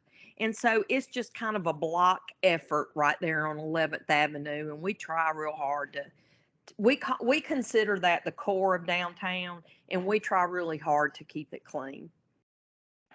I'm just wondering too, Angie, if maybe getting some, because I know that Montezuma, we don't have like a separate tourism department. We don't have, those kind of things in our smaller downtowns. But maybe reaching out to schools and seeing if some of these kids need community service hours, because a lot of public schools and private schools now have to have that to be more competitive on their college applications. Beta clubs have to have the Yeah. volunteer hours. And something we used to do, but unfortunately COVID stopped it. The city partnered with the probation offices, and people that were on probation and had to do community service. Every Sunday they were downtown cleaning up. That's a good idea. I keep saying I'm going to have Troy's threaten to increase their price. They have to keep picking up trash. I do. Like if the pool hall threatened to go up. I can tell it, most of it, and I hate to say it, but most of it is the pool room, because it's always the wax paper that they wrap the hot dogs in, and the brown paper bags that they put them in the drink bottles. But we do try real hard to at least keep 11th Avenue looking nice. Awesome. Okay. Well, thank you, Monica. If there's any questions afterwards, I might forward those over to you. Yeah. If we get some emails. So thank you for sharing about Cordele. and all the fun things. And Monica is working. They are in the rural zone. They Yes. just received that designation. This is their first year, and you've been promoting that. Do you mind just talking about that just for a second, since Yeah. Yeah, we actually have a business right across the street from us. They've it's a consignment shop, and they have purchased the building. They're in the process of moving from one location to the other. And just as soon as, and she's supposed to open this weekend. So we're gonna meet with them, and definitely they will, and they can take advantage of all three tax credits because they purchased, they've rehabbed, and they'll be working the space. So they can take advantage of all three. The property that you and I met with on Monday, I don't think he'll be able to utilize it because I think he's going to do historic tax credits. So yes, we are promoting it hard and heavy. We're fortunate that the Board of Realtors meets here at least once every few months. And when they do, I'm always, matter of fact, this month, they met here, and I spoke to them again about the rural zone, and I copy the flyer and give it to them. And we have one local realtor. She pushes it hard and heavy. She's got one property right across the street from us that she represents. So yeah, we're awesome. working that rural zone as much as we can. Yeah, and Cherie will tell you that, some very few, but some communities that don't see any results from rural zone, it's because they're not doing any marketing or promotion. And so the ones like Bainbridge and Cordele is really starting to see some traction here. It's because they're getting the word of mouth out. So you can't That's right. just apply for it and then sit on it and expect No. people to know. No, So no. awesome. Thank you. Thank you. All right. So Rebecca, are you ready? I'm ready. Can you all hear me? Yeah, it's a little bit quiet, so just you talk like you're presenting in a room. So, and Rebecca's going to talk to us about beautiful downtown Cuthbert. Well, good morning. And we want to be Americus and Cordele when we grow up. So I have enjoyed listening to the two of you and have definitely made some notes about some things that we might can try over our way. So I'm the executive director for the Chamber and Development Authority here in Randolph County, and I've only been in this position for actually this month is my 4-year mark. So a lot of the efforts that have been done here started well before my time. So I'm not gonna sit on here and take credit for everything because a lot of it was done by some other wonderful people in our community. And our former chamber president, Patricia Goodman, played a huge role in a lot of the efforts that happened here. And I've got notes and maybe a little jump all over the place too, so forgive me, but I got some notes on my screen. So if I'm looking this way, that's what I'm doing. But kind of similar to Natalie's story, I was having a conversation with Patricia on like how she got the ball rolling here about 10 or 12 or so years ago. And again, it's a marathon, right? It's not a race. So efforts started 10 or 12 years ago, and we've just started seeing growth on the business side where we've got new businesses on our square just here in the last couple of years. So it does take time for these things to happen. But in the conversations that I've had with Patricia over the years, and then I talked to her again this week just to make sure I had the background from some of the grants and things that we've been awarded here. She, like Natalie, was like, I just got out of the community. I got out and started seeing what other communities were doing. I got involved with the Regional Commission. I got involved with the Georgia Chamber, and we joined the Georgia Chamber. She became a member of Locate South Georgia, which is a marketing organization for economic development. She started building relationships with the Department of Community Affairs representatives, the Department of Economic Development reps, our power company reps, and just learning as much as she could, which I have been doing too the last 4 years, and I'm still learning stuff all the time. But she started learning, gathering information, asking the questions, learning about the resources available, and then brought that back to Randolph County, met with the local leaders here because, none of our city officials were going to these regional commission meetings and getting out, and people just didn't know, and you don't know, what you don't know. So she brought all that information back here, had started having conversations with our local leaders, her chamber board, and really started pulling together all the, key stakeholders here in Randolph County to start, making some things happen. And so from there, they started doing some strategic planning, who are we, where do we want to go? And started just kind of developing a plan on our own so that when these grants became available, they were ready to apply for them. We all know some of these grants pop up and you don't have a whole lot of time to apply. It's a quick turnaround. So having some of that legwork done ahead of time has really helped her and me and all of us that have worked on projects here kind of have a leg up so that we're ready to go and have some ideas on how to make things happen so that we can apply for these grant funds. So that's just a little bit of the background. All that kind of got started, like I said, back in 2010, 11, 12, of making these connections and starting to do some strategic planning centered around tourism. So historic tourism was something that kind of came from this strategic planning they were doing and the conversations, and revitalizing our downtown. I think Natalie said earlier about Oglethorpe that it was just kind of a tired, sad downtown, and that was what we had here in Randolph County, in Cuthbert and over in Shillman. Just no growth, no new businesses. Of course, we had our staple few businesses on the square that had been around, for years and years and years, but just sad, blighted buildings, lots of empty buildings, and just tired, just tired. So, anyway, they started applying for grants, and things really started happening around 2015 and 16. The first Vibrant Communities grant, which I think a couple of people have already mentioned, was written to do our first mural on the square. So I'm sure a lot of you have heard the name Chris Johnson. He is the art instructor at Andrew College, our liberal arts college we have here in Cuthbert. He is amazing. He has done murals all over the state at this point. I think they just did an unveiling of a mural over in Terrell County that he did. So anyway, we are very fortunate to have Chris right here in our community. He's the art instructor at Andrew College, but they wrote a grant, the Vibrant Communities grant, in 2015 to pay for Chris to do the first mural on our square.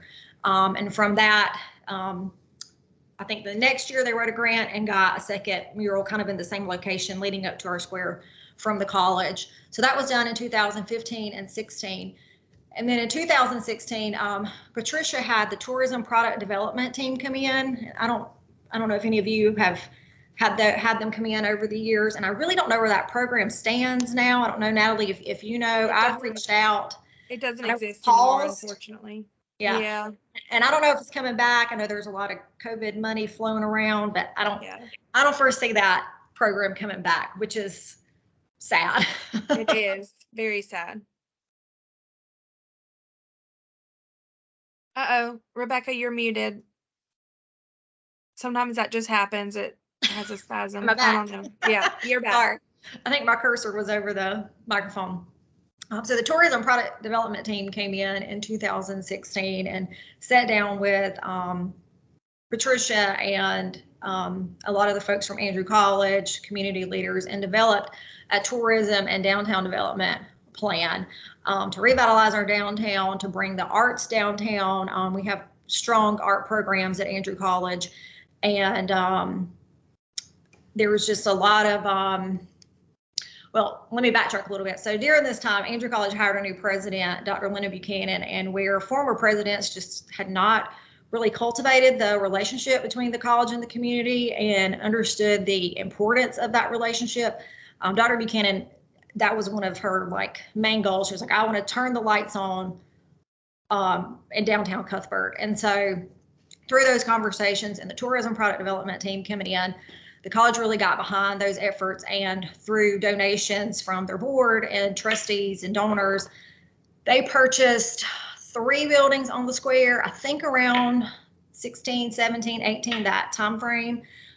Huge renovation to those buildings, complete, gut in some of them.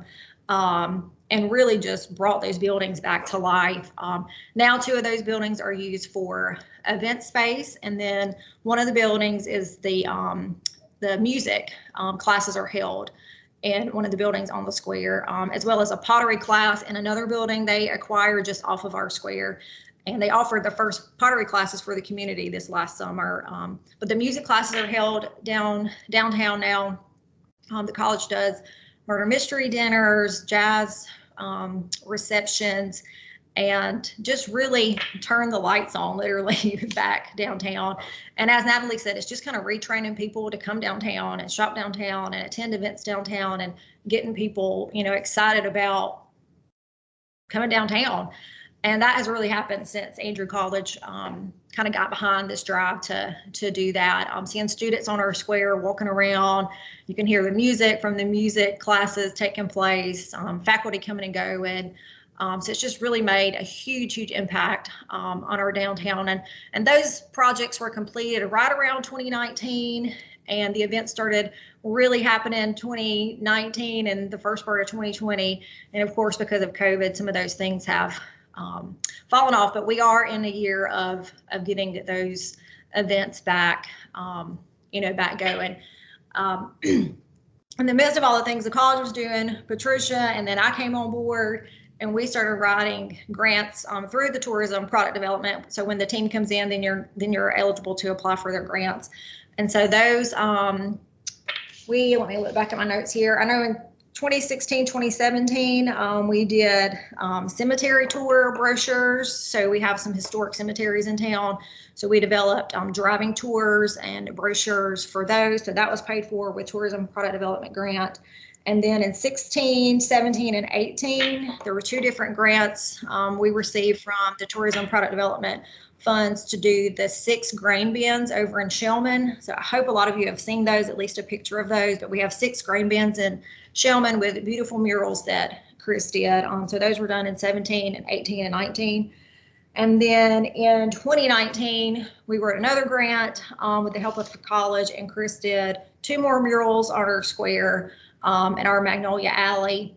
And then we got an AARP grant that put a pergola and benches and lights in the alley. So again, literally putting lights, on our square.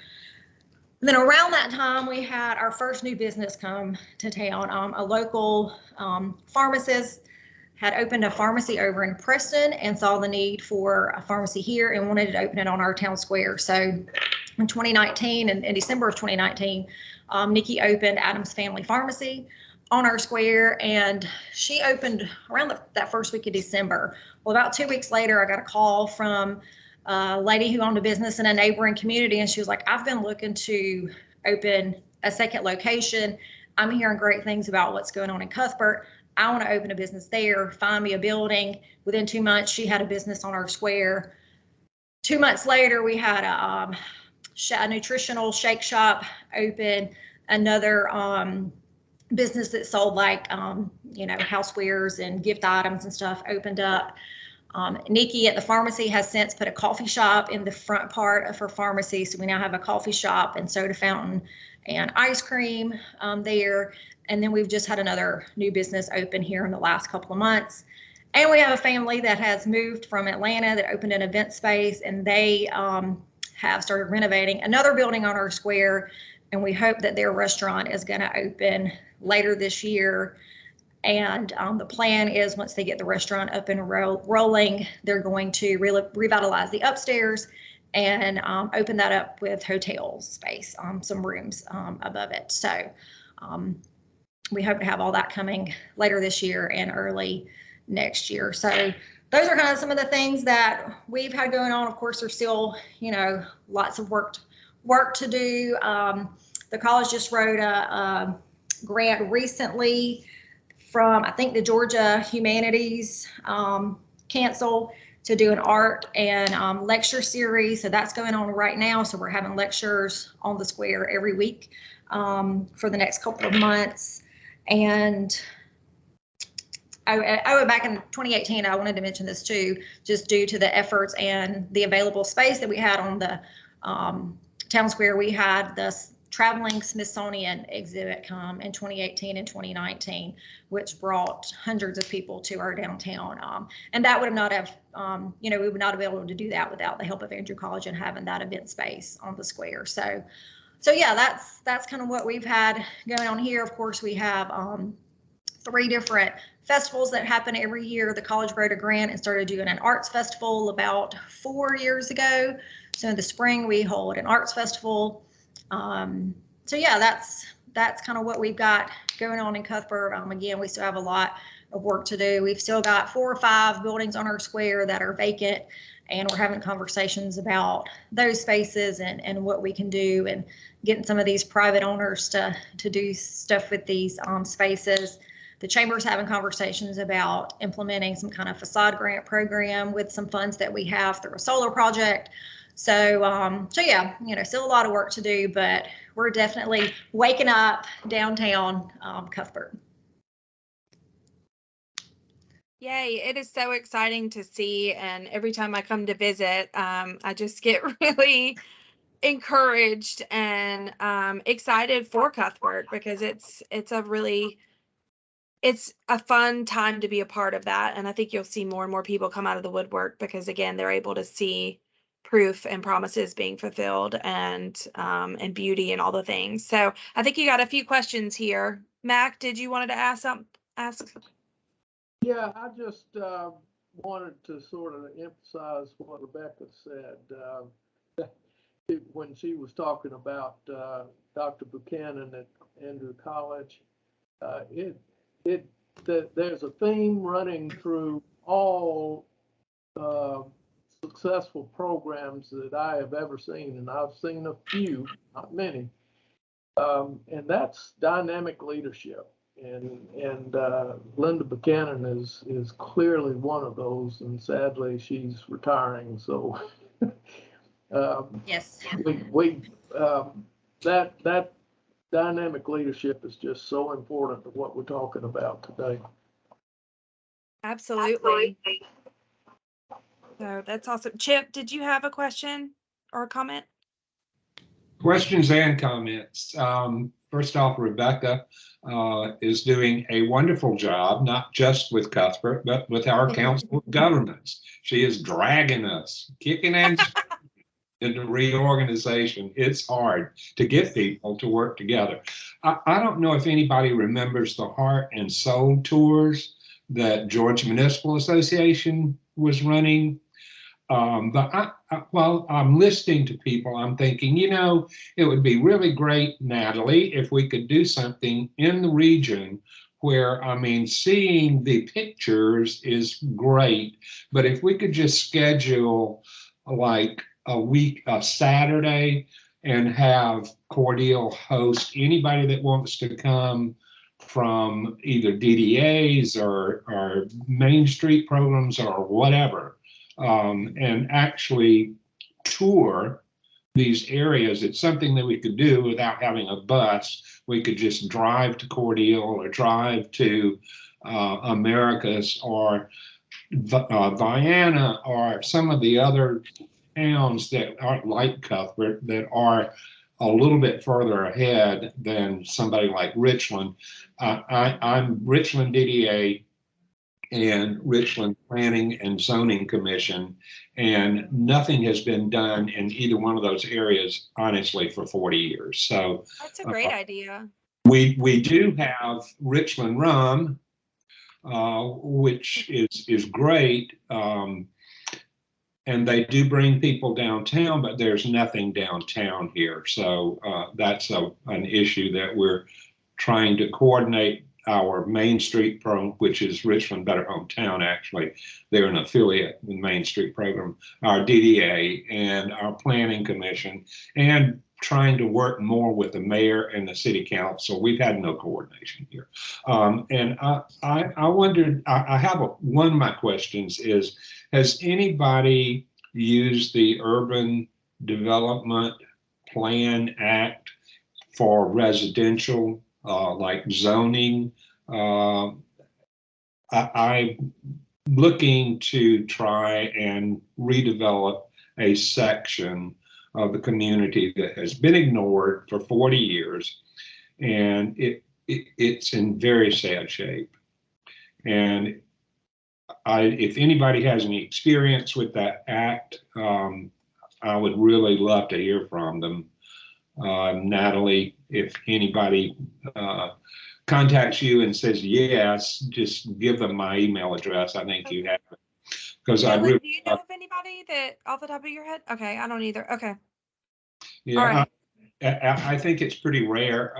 Most cities don't really need that as desperately as some of these smaller towns.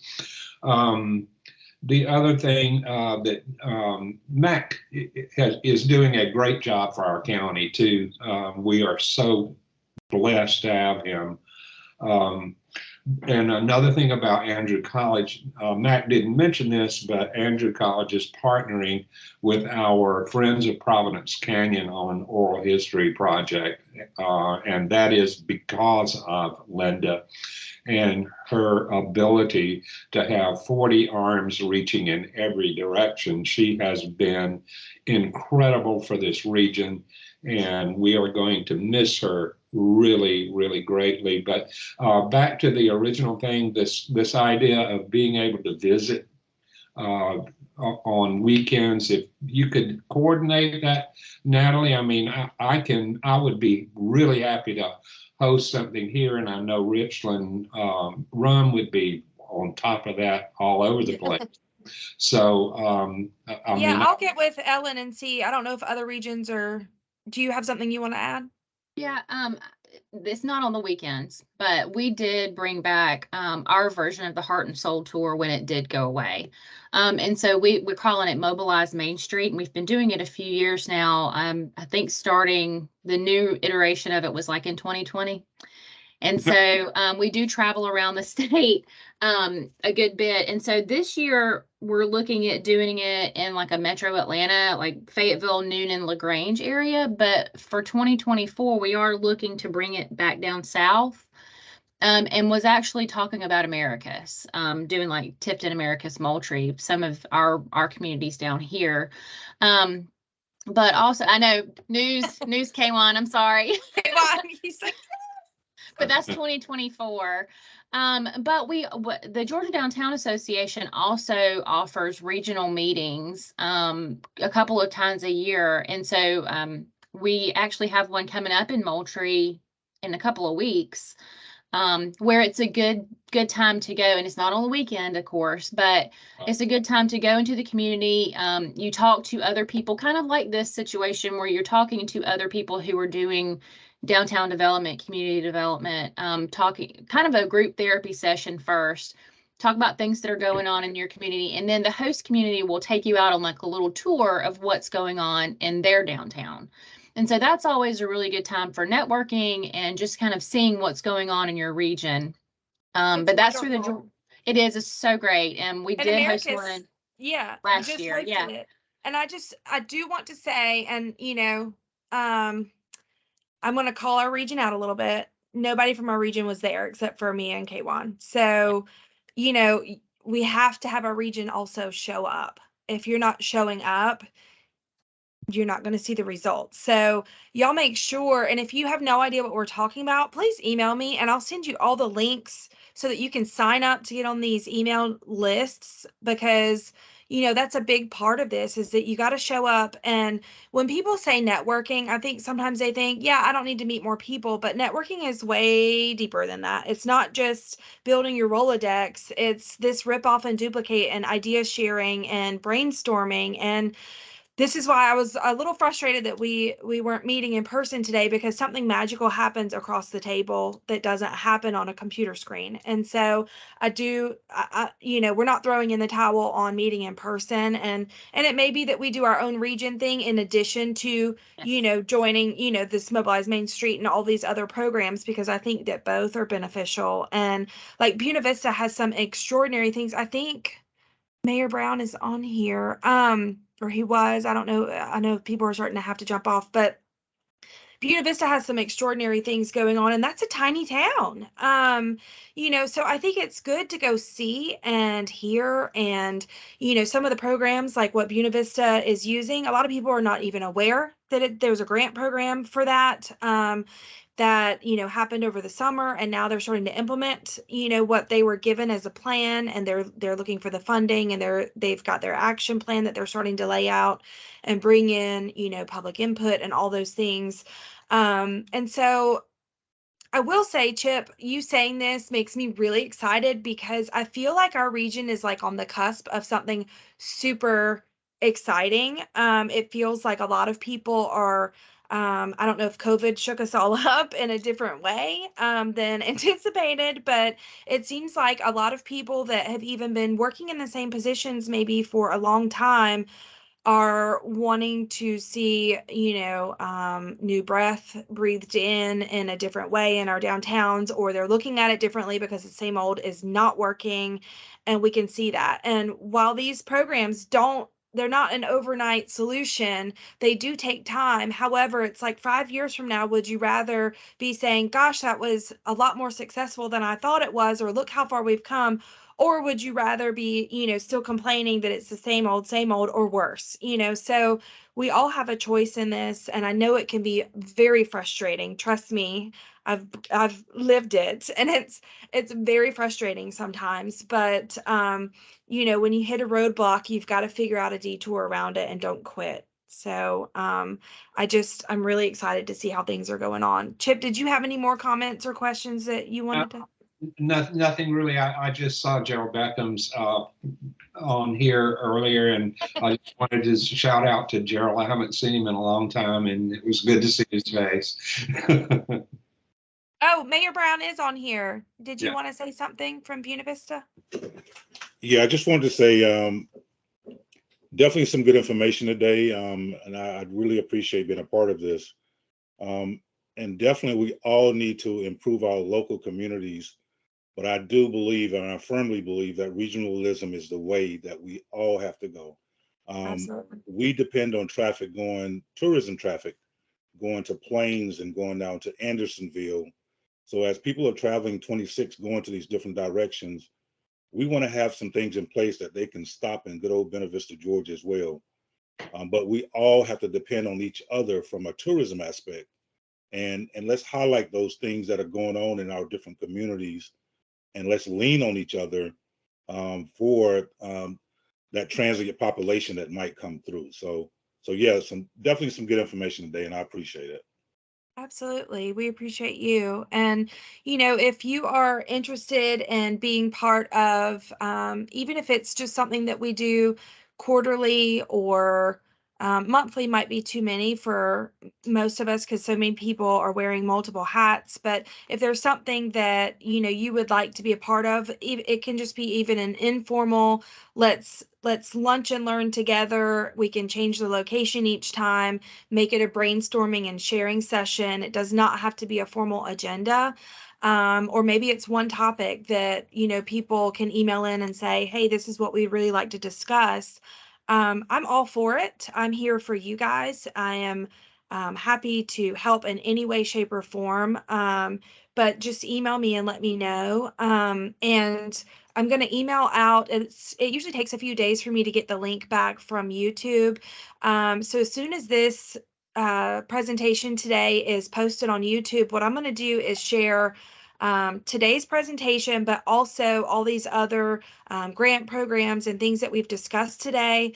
I would encourage you, if you are not familiar with some of the things that Ellen's been talking about with, what our Main Street has, if you go to georgiamainstreet.org and you go all the way to the bottom in red, it says sign up for our weekly emails. And there's so much good information that comes through those emails. I highly suggest that you go do that right now. And I'll include that link too when I send this out. But get on these email lists, read the emails when they come in, and show up and register. Georgia Downtowns Conference, there's so much information. Again, we had very little representation from Region 8. You would be shocked at how many teeny tiny towns are there that are really great resources. One of the towns that was represented there is Warrenton, very similar makeup to a lot of not on a major interstate, not close to a major interstate, and yet they are rocking and rolling, and he had a wonderful presentation. I'm trying to see if he will do that for us as well online, and it's all about how he got creative sponsorships and all these things where he found all these programs out there that are not government related in a lot of ways to fund programs because they don't have money, and also creative ways to get volunteers because they don't have a lot of people. So there's a lot of solutions that are out there, and I'm just working to get those to you. If we don't have any other questions or comments, we are going to wrap up and look for an email from me next week. Okay. Thank you guys. I appreciate all the positive feedback, and email me if you have a question before you get the email from me. So y'all stay safe. Thank you. Thank you.